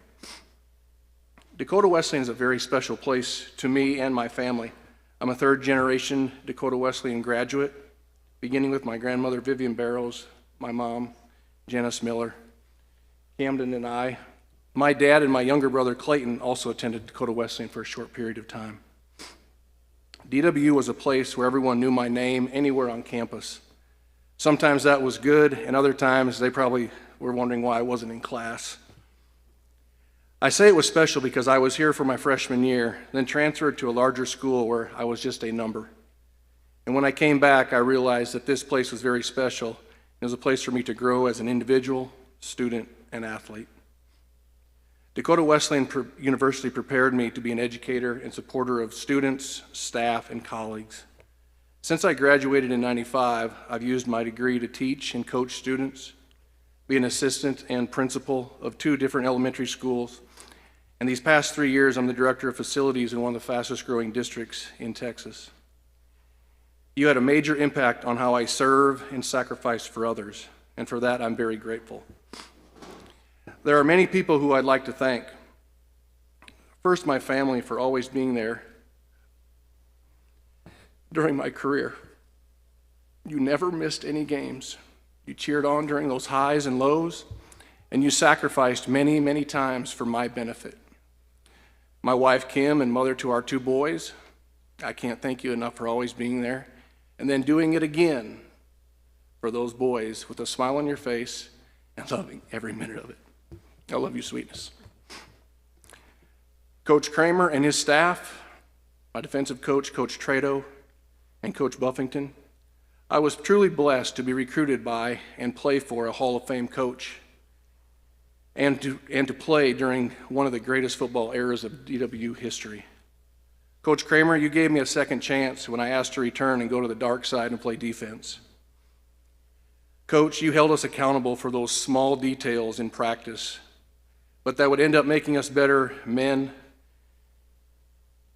when we got into the real world, when those details really matter with our families, our work, and serving others. And I would not be here without my teammates. One of them, a lifelong friend, Scott Dorman, is sitting back here. A captain from our 94 team is here tonight. And I appreciate Scott for being here because it's right in the middle of his wife's birthday and his daughter's game tomorrow. So I really appreciate that, Scott. My teammates brought out the best, not just in me, but all of us. We accepted all the challenges, held each other to high standards, and above all, we had more fun than we ever really realized. And as I mentioned before about the early 90s DWU football era, while I was here, we won 3 conference championships, had a 10-0 regular season record, an 18-game winning streak.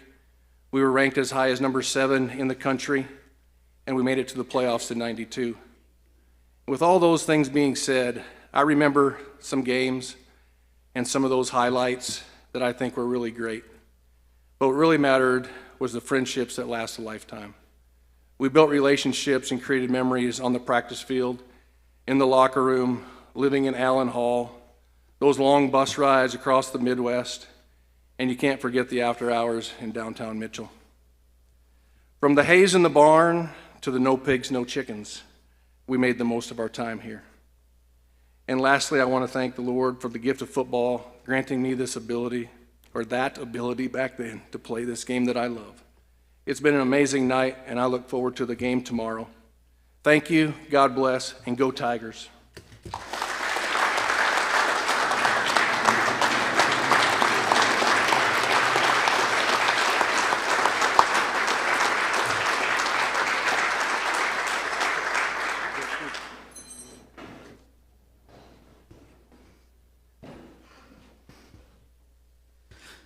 Thank you, Camden, for presenting, and Cardell, congrats on your introduction into the DWU Hall of Fame. Our next inductee is Anthony Meilenberg. Anthony Meilenberg is being inducted for his accomplishments on the Dakota Wesleyan football team. Please direct your attention to the screens for some photos of Anthony's time at Dakota Wesleyan.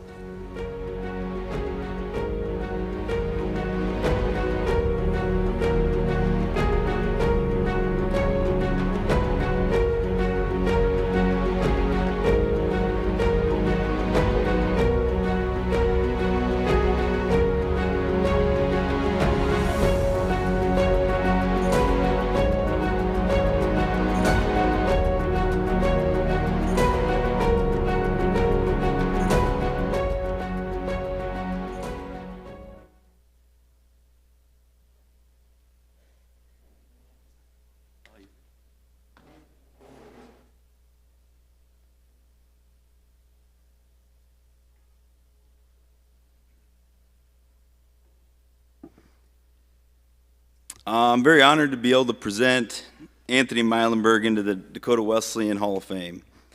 I actually had the privilege of coaching against Anthony in 2009, his freshman season at Dakota Wesleyan. I was at a different school in the conference that I will not mention, or I might get my tenure as AD would be very short. But at that time, even as a freshman, you could tell how special a player he was.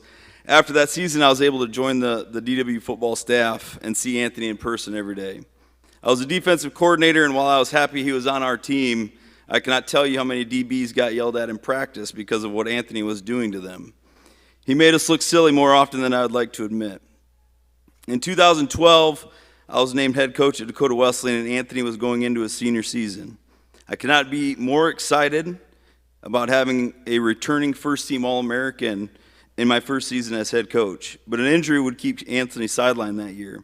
2012 was a tough season for Anthony. This is the time that him and I connected more than we ever had. He faced a tremendous amount of adversity. He had questions and doubts about playing and what he would be like if he could return. And he kept fighting through it all. Not only did he come back for the 2013 season, but he came back and had one of the best seasons in DW history. He finished that year with the fourth most catches in a season, all time with 64, and third most yards in a season all time with 1,002 yards. I'm proud to be a part of his journey as an athlete, and he truly is one of the best players in DW football history. Some of these stats are mentioned in his bio, but I'd like to list some of his highlights during his career at DWU. He had a career high 251 yards receiving on 6 catches and 2 touchdowns against Northwestern in 2013. Arguably one of the most incredible games I've ever seen. We ended up losing that game 49-42. We got stopped on the 1-yard line.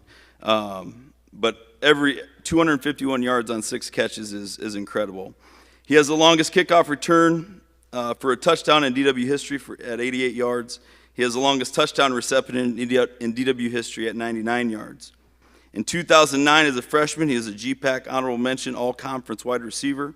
In 2010, as a sophomore, he was a GPAC first-team slot receiver and a first-team punt return specialist. In 2011, he was a GPAC first-team slot wide receiver and a second-team punt return specialist.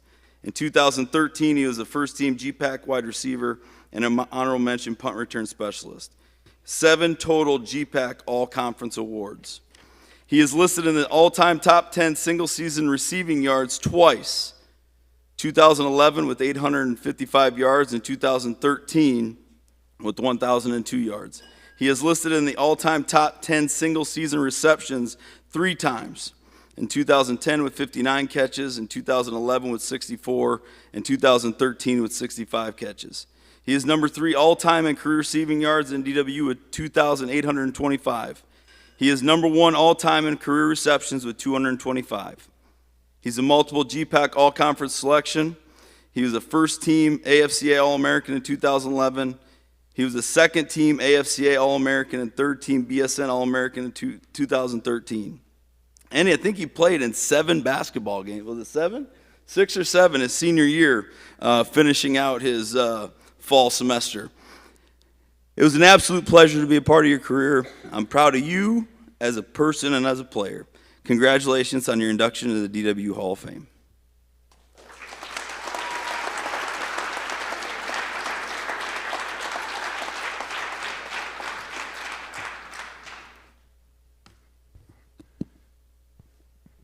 When I asked Ross Simple to be my presenter, I didn't realize that he had to give a speech, so sorry for throwing you on the bus, but that was awesome. You brought me to tears because after I broke my leg, that was a tough year, but thank you, Coach.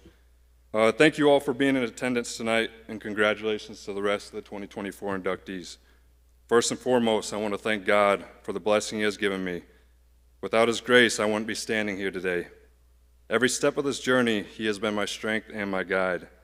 I would also like to sincerely thank the selection committee for thinking of me for this recognition.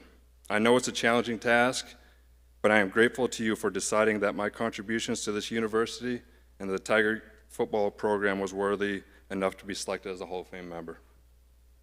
It's truly a blessing to join the long tradition of exceptional student athletes who have received this honor before me. So again, thank you. Well, my journey began as a kid playing football in my neighborhood with my friends and watching football on Sundays with my dad. It was at an early stage of my life that I started learning, studying, and eventually falling in love with the game. I have experienced and achieved a lot during this journey, winning state championship in high school, breaking records, earning all-conference, all-state, and all-American honors, all of which felt incredible. But what I'm most proud of isn't necessarily the trophies or the accolades. It's the years of hard work behind the scenes, the commitment of getting better every day, and the relationships I built along the way. Those moments of success are just a reflection of the hard work we put in as a team and the sacrifices we made together. The road wasn't easy by any means. It had its challenges. Early morning workouts, late practices, balancing school and football, injury setbacks, and at times self-doubt. But those challenges taught me something important, that perseverance and heart matter more than anything else. And that's what this game is truly about. Continuing to push through when the odds are against you. Football has taught me a lot. Taught me how to lead, how to be a part of something bigger than myself, how to trust the process, how to be accountable, and how to rise after every fall. The lessons I learned on that field apply to life beyond football. So to all the young kids and athletes out there, especially my own, no matter what you're facing, no matter how hard the journey, stay committed, stay humble, keep grinding, and never forget where you came from. This moment is proof that hard work and dedication pays off. Looking back, it's incredible to think how far this journey has taken me. From playing football in my neighborhood to being inducted to the Hall of Fame. It's been an unbelievable ride filled with highs and lows, but I wouldn't trade it for the world. As I stand here today, I'm filled with gratitude. No one reaches this point on their own. My journey to the Hall of Fame has been a team effort, and I've been blessed to have an incredible support system every step of the way. Mom and Dad, words can't express how much you mean to me. You sacrificed so much that I could play the game that I love. From countless hours spent to take me to practices, to traveling to my games. Even when it wasn't easy, you were there as my biggest supporters. You taught me the value of sacrifice, of hard work, of never giving up, and staying humble no matter what. Everything I've accomplished in my career, I owe to the foundation you gave me.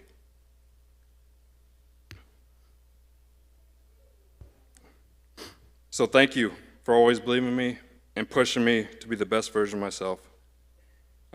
I love you, and I hope I made you proud. Grandma, I am so happy I've shared the majority of my sports career with you cheering me on in the stands. Thank you for your continued love and support through it all. To my siblings, you've been there from the very beginning, whether it was arguing and fighting over nothing to countless hours cheering me on. I couldn't have done this without you. You've always had my back, keep me grounded when things got tough, and reminding me to enjoy the ride. So thank you for being my first teammates and my lifelong supporters. To my coaches and mentors, thank you for seeing potential in me when I didn't always see it in myself. You pushed me to be better, to dig deeper, and to never settle. Your guidance shaped not just the player I became, but the person I am today.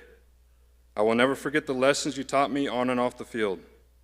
I want to personally thank Coach Pohl for recruiting me and giving me the opportunity to continue my football career here at DWU. Coach Prado, thank you for having trust and belief in me as a player. I'm grateful for your tough coaching that enabled me to develop my game. I will always remember all the humbling film sessions, but more importantly, what those film sessions taught me as a football player. Coach Jones, he's not here, but it was only one season that he was my wide receiver coach, and I learned a lot from him. So I want to thank him for his advice, his knowledge, and for challenging me every single day to get better. Coach Simple, even though you spent most of your time with the defense, you still had a positive impact on my career. You were more than just my head coach. You were someone I could trust to talk to outside of football. I remember coming to your office when I found out I was going to be a father. I was ready to give up my senior season to find a full-time job. I am grateful for your advice and for your support during that time. You helped me realize to focus on the present and that the future would take care of itself, and you were right. I enjoyed a successful senior year and ended my career with no regrets, and now have a beautiful family of my own. I also want to thank you for helping me get into USD's Pro Day. You provided me the opportunity to showcase my talent in front of NFL scouts, an experience I'll never forget. Thank you. Jerry Bowes, thank you for everything. Thank you for all the years you helped me recover from wear and tear of sports to all the conversations we shared. Not only did you help me stay on the football field or basketball court physically, you helped me mentally. You spoke encouragement and confidence into me that translated how I prepared, how I competed, and how I faced adversity. You've been such a positive influence in my life, and I am forever grateful for your mentorship. To John and Kurt Hart, thank you for everything you've done for me during my time here at DWU. You two have supported me since the moment I stepped on campus, from my years of playing football to my short stint on the basketball court, to providing me the opportunity to participate at the National Scouting Combine in Virginia. For it all, I am thankful. To my friends whom have supported me, not just as an athlete, but as a person, thank you for always having my back, for being there to celebrate the wins and pick me up after the losses. Your friendship has been invaluable to me. Almir and Dennett, you two have been there through it all, not just during the wins, the trophies, and the celebrations, but also in the tough times, the injuries, the setbacks, the days I wasn't sure I'd make it. Your constant support has meant the world to me, and I'm lucky to have you all in my life, not just as supporters of my career, but as my brothers. To my teammates, I wouldn't be here without you. Football is the ultimate team sport, and the bond we shared on and off the field made every moment, every win, every loss that much special. We were truly in it together, and for that, I am forever grateful. And to the fans, you've been the heartbeat of my career. Every cheer, every chant, every show of support at the Q fueled me in ways you'll never know, and I'm honored to have had the Mitchell community in my corner during my career at DWU. In the end, my legacy isn't about the numbers or the accolades. It's about the journey, the relationships, and the lessons learned along the way. I hope that when people remember Anthony Meilenberg, aka Miles, they remember someone who gave everything to the game, respected it, and helped set the standard for those who came after. Thank you.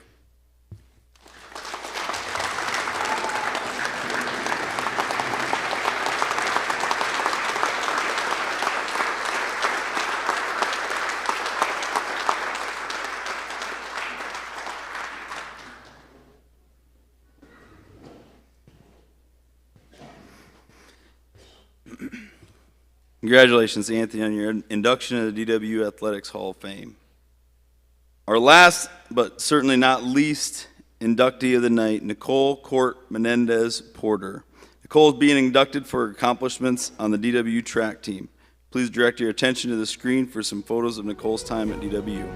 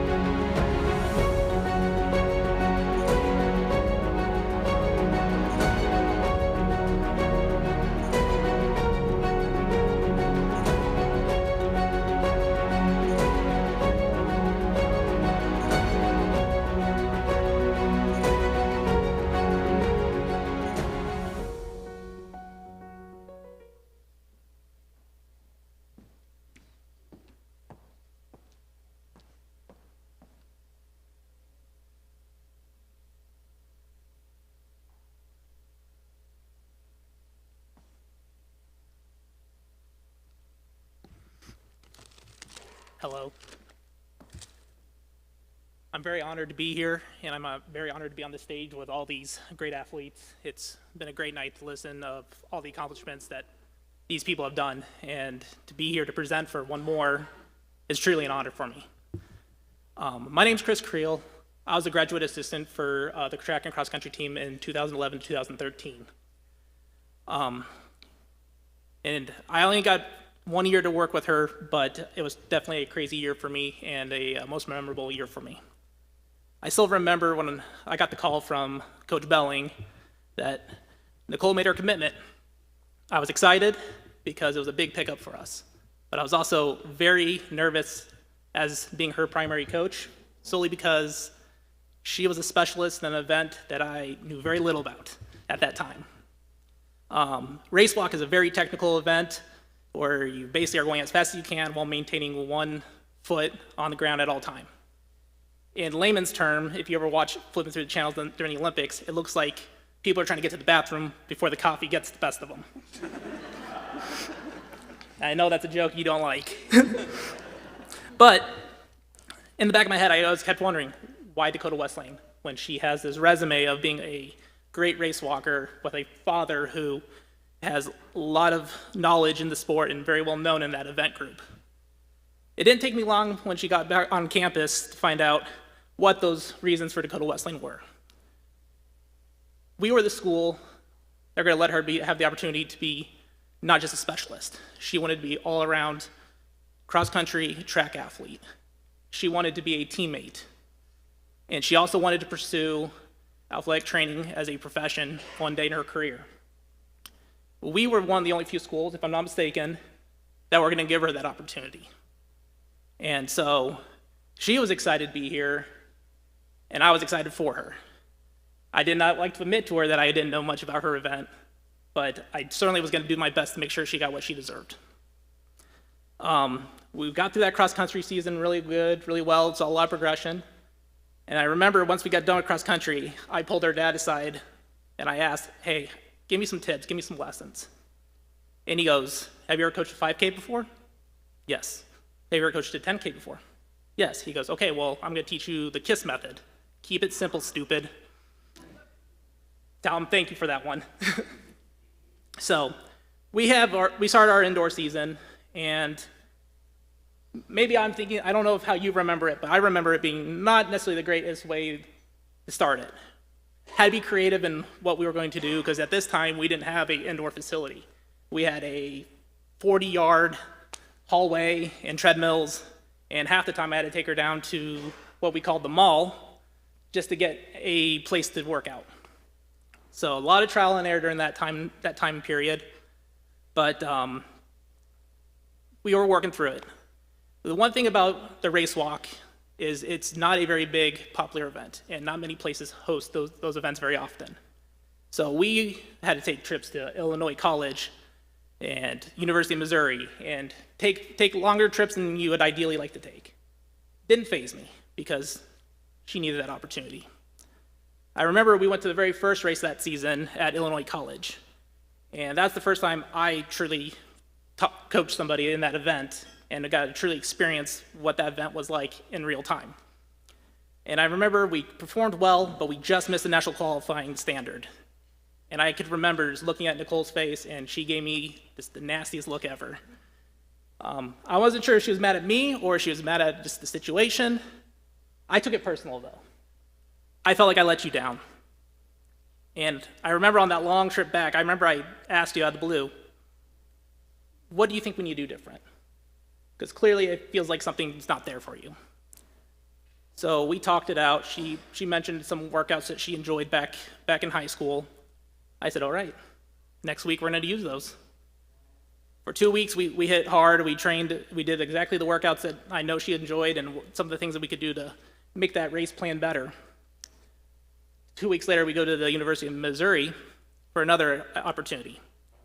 And I was standing on the corner, and like I always did, every time she came through, I made sure she was hearing what she needed to hit, and she performed that race to a T. Perfect way we executed it, we talked about it.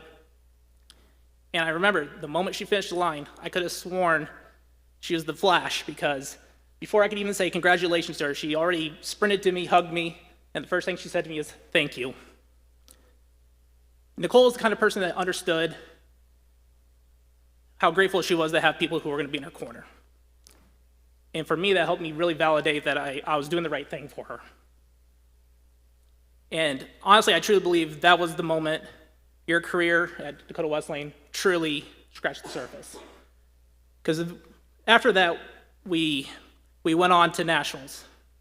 And she was the first female in the history of the program to be an All-American in track and field for Dakota Wesleyan. I did not realize that, to be honest, until yesterday when I was talking to Sipple. So thanks for giving me that info. But it was an amazing honor. I was happy for you. It's exactly what you deserved. Next thing we knew is that it carried on the outdoor season. And therefore, you got your second All-American. And that was such an honorable year. And I wish I could have more years to coach you, but it's almost better if I didn't, because it would maybe not have made my memories of our coach-athlete relationship as special as it is. You know, although I had moved on and I had pursued other positions, I still was very lucky that Facebook exists so I could follow and keep in touch with her. And, you know, it was exciting to watch that she continued on her career to end up with 8 national qualifying performances, 5 All-American honors total. Not only that, she holds multiple school records and is a part of many top 10 performances in school history. Also, the biggest note I think it was the most honorable to watch her do is to not only do it once, but twice be qualified for the USATF championships. One for the junior championships and then one for the senior, or the, I guess you call it senior championships. With all that being said, you had an amazing performance, an amazing career, and while I am no longer a coach, a lot of times people ask me, do you miss it? Do you miss that? As well as what are one of the things that you miss the most about it? Usually when it comes to thinking about the memories of my coaching career, coaching Nicole usually comes up top for me. Because if it wasn't for Nicole, I wouldn't have found my way to be an adaptive coach, to make myself better, and I'm very grateful that not only was able to teach her something, but she was able to teach me. And Nicole, I appreciate that. And it gives me great honor, Nicole, to induct you into the 2024 Hall of Fame at Dakota Wesleyan.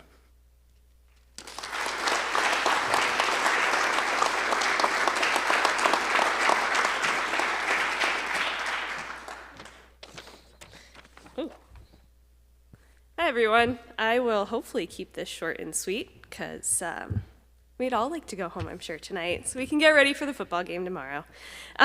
It's so great to be back on campus. All the changes are kind of wild out here. When I graduated my senior year, we had just built the track, so a lot of things have changed since then.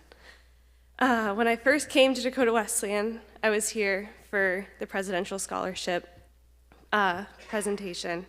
And I knew immediately this is where I wanted to go to school. I had been to 2 other schools, and the coaches, like Coach Creel said, they wanted me to be a specialist, and I wanted to take on the world. So I was a young girl. I came here from Maine. I don't know if I could point to South Dakota on a map when I got here, and I definitely couldn't tell you where Mitchell, South Dakota was, or that there was even a Corn Palace at that point. But don't worry, we've made the Corn Palace home. The first time I wanted to go home and had a little bit of an eye-opening experience. We had just gotten off of the old 15-passenger vans, not the pretty ones that are out at the track now. They were old, they were sketchy. I don't think any of them had seat belts left. We unloaded, it was I think a Wednesday, and we unloaded into a cornfield. There was a nice dirt road, and we were there because the wind was 30 miles an hour, and that's not conducive to go for a run. As we were running down this field, a tumbleweed crossed the road in front of me. And I don't think I've ever seen a tumbleweed in real life. So I was wondering where I was, and I was wondering why there was so much wind and so much corn. So my eyes were opened, and it was amazing ever since. I was not as lucky to have as many close teammates as these guys because, as Coach Creel said, I wanted to be an athletic trainer. Unfortunately, everybody back here got to practice at 3 o'clock, which meant I did not get to practice at 3 o'clock. I got to practice at 5:30 in the morning. And I don't know of many coaches that would wake up at 5:30 every morning to get out of bed and coach me in the dark all season, or to drive to a mall and and demonstrate what coaching was really like as I walked around the poor abandoned mall that I'm not actually sure is still standing. There were so many people that helped me on this journey to stay in South Dakota and to accomplish everything I did. I never would have made it through 4 years, 1,300 miles away from home. And I couldn't have done that without friends, family, and friends of families. First, I would like to thank my parents who pushed me out of the Northeast. My dad drew a circle on a map and circled New England and said, "You're going outside the circle." And so I got to pick from there. Not many schools were looking for a race walker, so that narrowed it down to a few already. I don't think when he drew that circle that my parents were expecting me to go this far away from home. My dad, who coached me through high school and introduced me to race walking when I was in middle school, he encouraged me to keep training, to push myself to the next level, and to get that college scholarship. Even though he insists he's retired and he's not coaching anymore, he's still coaching me to this day. And thank you to my mom, who always supported our trips across the country. You're my biggest cheerleader, my physio, and I'll always appreciate everything you did. I'm grateful to all the teachers at Dakota Wesleyan from helping me catch up on all the work, traveling to meets, and always checking in to see how my seasons were going. Dakota Wesleyan is a family, and it's definitely a weird family here when everyone's an athlete. But it's extra special being one of those athletes. I'd like to thank all my coaches. We had a few in my years. Coach Belling, who recruited me. Just a race walker from Maine who reached out and said she wanted a chance. I don't know if he knew what he was getting into when he brought me here, but there were a lot of adventures, and a lot of car karaoke along the way. Coach Creel, who coached me through my first year, all through the twists and the learning curves that came with it, including working out in the mall all winter, where I actually got quite a bit of a fan club. That's what people do in the malls nowadays, is they go walk, and they don't really expect some high school, college kid to go walking past them as quickly as I did, but they were always supportive of me being there. I appreciate you driving me to everywhere in the Midwest. I showed up with a pillow and a blanket, and I trust we'd get there eventually as I crawled into the back seat for a nap. And to be away from the rest of the team was really hard, but it was great to have someone with me in my corner. Coach Larson, who pushed me to be faster and further than I had ever gone before. Coach Fossum, Coach Cam, who taught me to fight for what I wanted and to embrace the journey that came along with those fights. To Kayleen, who day one convinced me to walk during our long run. Sorry, Creel. And inspired me to have fun while running. There's a lot of Backstreet Boys singing as we went by, and if we never have to run past the dog food plant again, that'd be great. She was also the one who would bring her dog to every meet, just so I could have some attention. To Jim and Joyce, you took me in during the holidays and treated me as one of your own children. Thank you for all your support over the years. I didn't think I'd actually cry during this speech, so this is fun. And of course, my husband, who was actually a kicker on the football team while I was here. He was also a jumper on the track team. We met on day one, and we've been together ever since.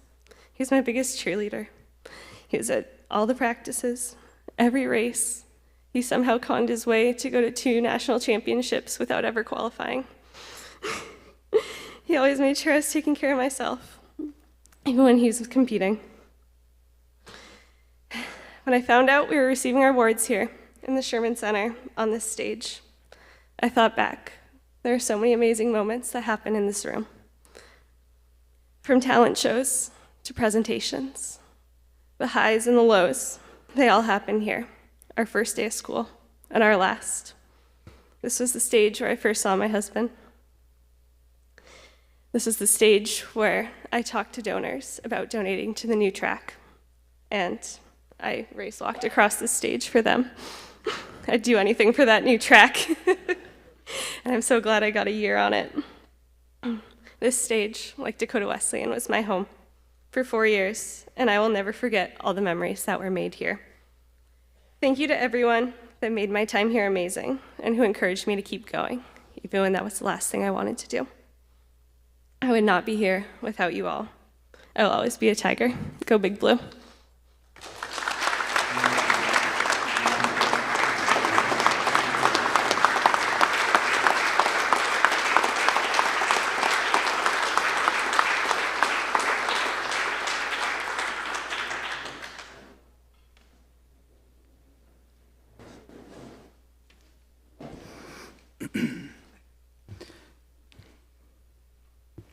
Thank you, Chris, for your presentation, and congrats, Nicole, on your induction into the DWU Athletics Hall of Fame. We have some tremendous stories and some tremendous accomplishments that were spoken about tonight, and everything came back to relationships. And so I think it's very easy to say that how special this place is, and the people that have been here and that continue to be here, and the people that will come after this. We thank everybody for coming. If we give one more round of applause for our 2024 inductees.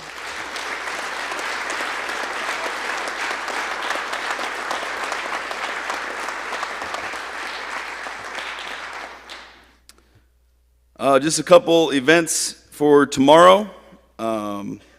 We have our cross-country Tiger 5K tomorrow morning for anybody that wants to go pay for running. Sorry, Coach Chase, where are you? I'm going to be there. I'm starting the race. Literally saying go. I'm not running at all to tell everybody else to get going. But that's happening. 7 a.m. and I joke, but Coach Ryan Chase is doing a tremendous job and their first fundraiser. So did want to mention that. We have our Blue and White Days Parade at 10 a.m. The tailgate for the football game will start at 11, and all of our inductees that can make it will be also mentioned at halftime of the football game. I appreciate everybody for being here and your support of these athletes. Inductees and presenters, if you could stay on stage just for a little bit as we take a few pictures. But again, thank you for coming. Travel safely, and hope to see everybody tomorrow. Go Tigers.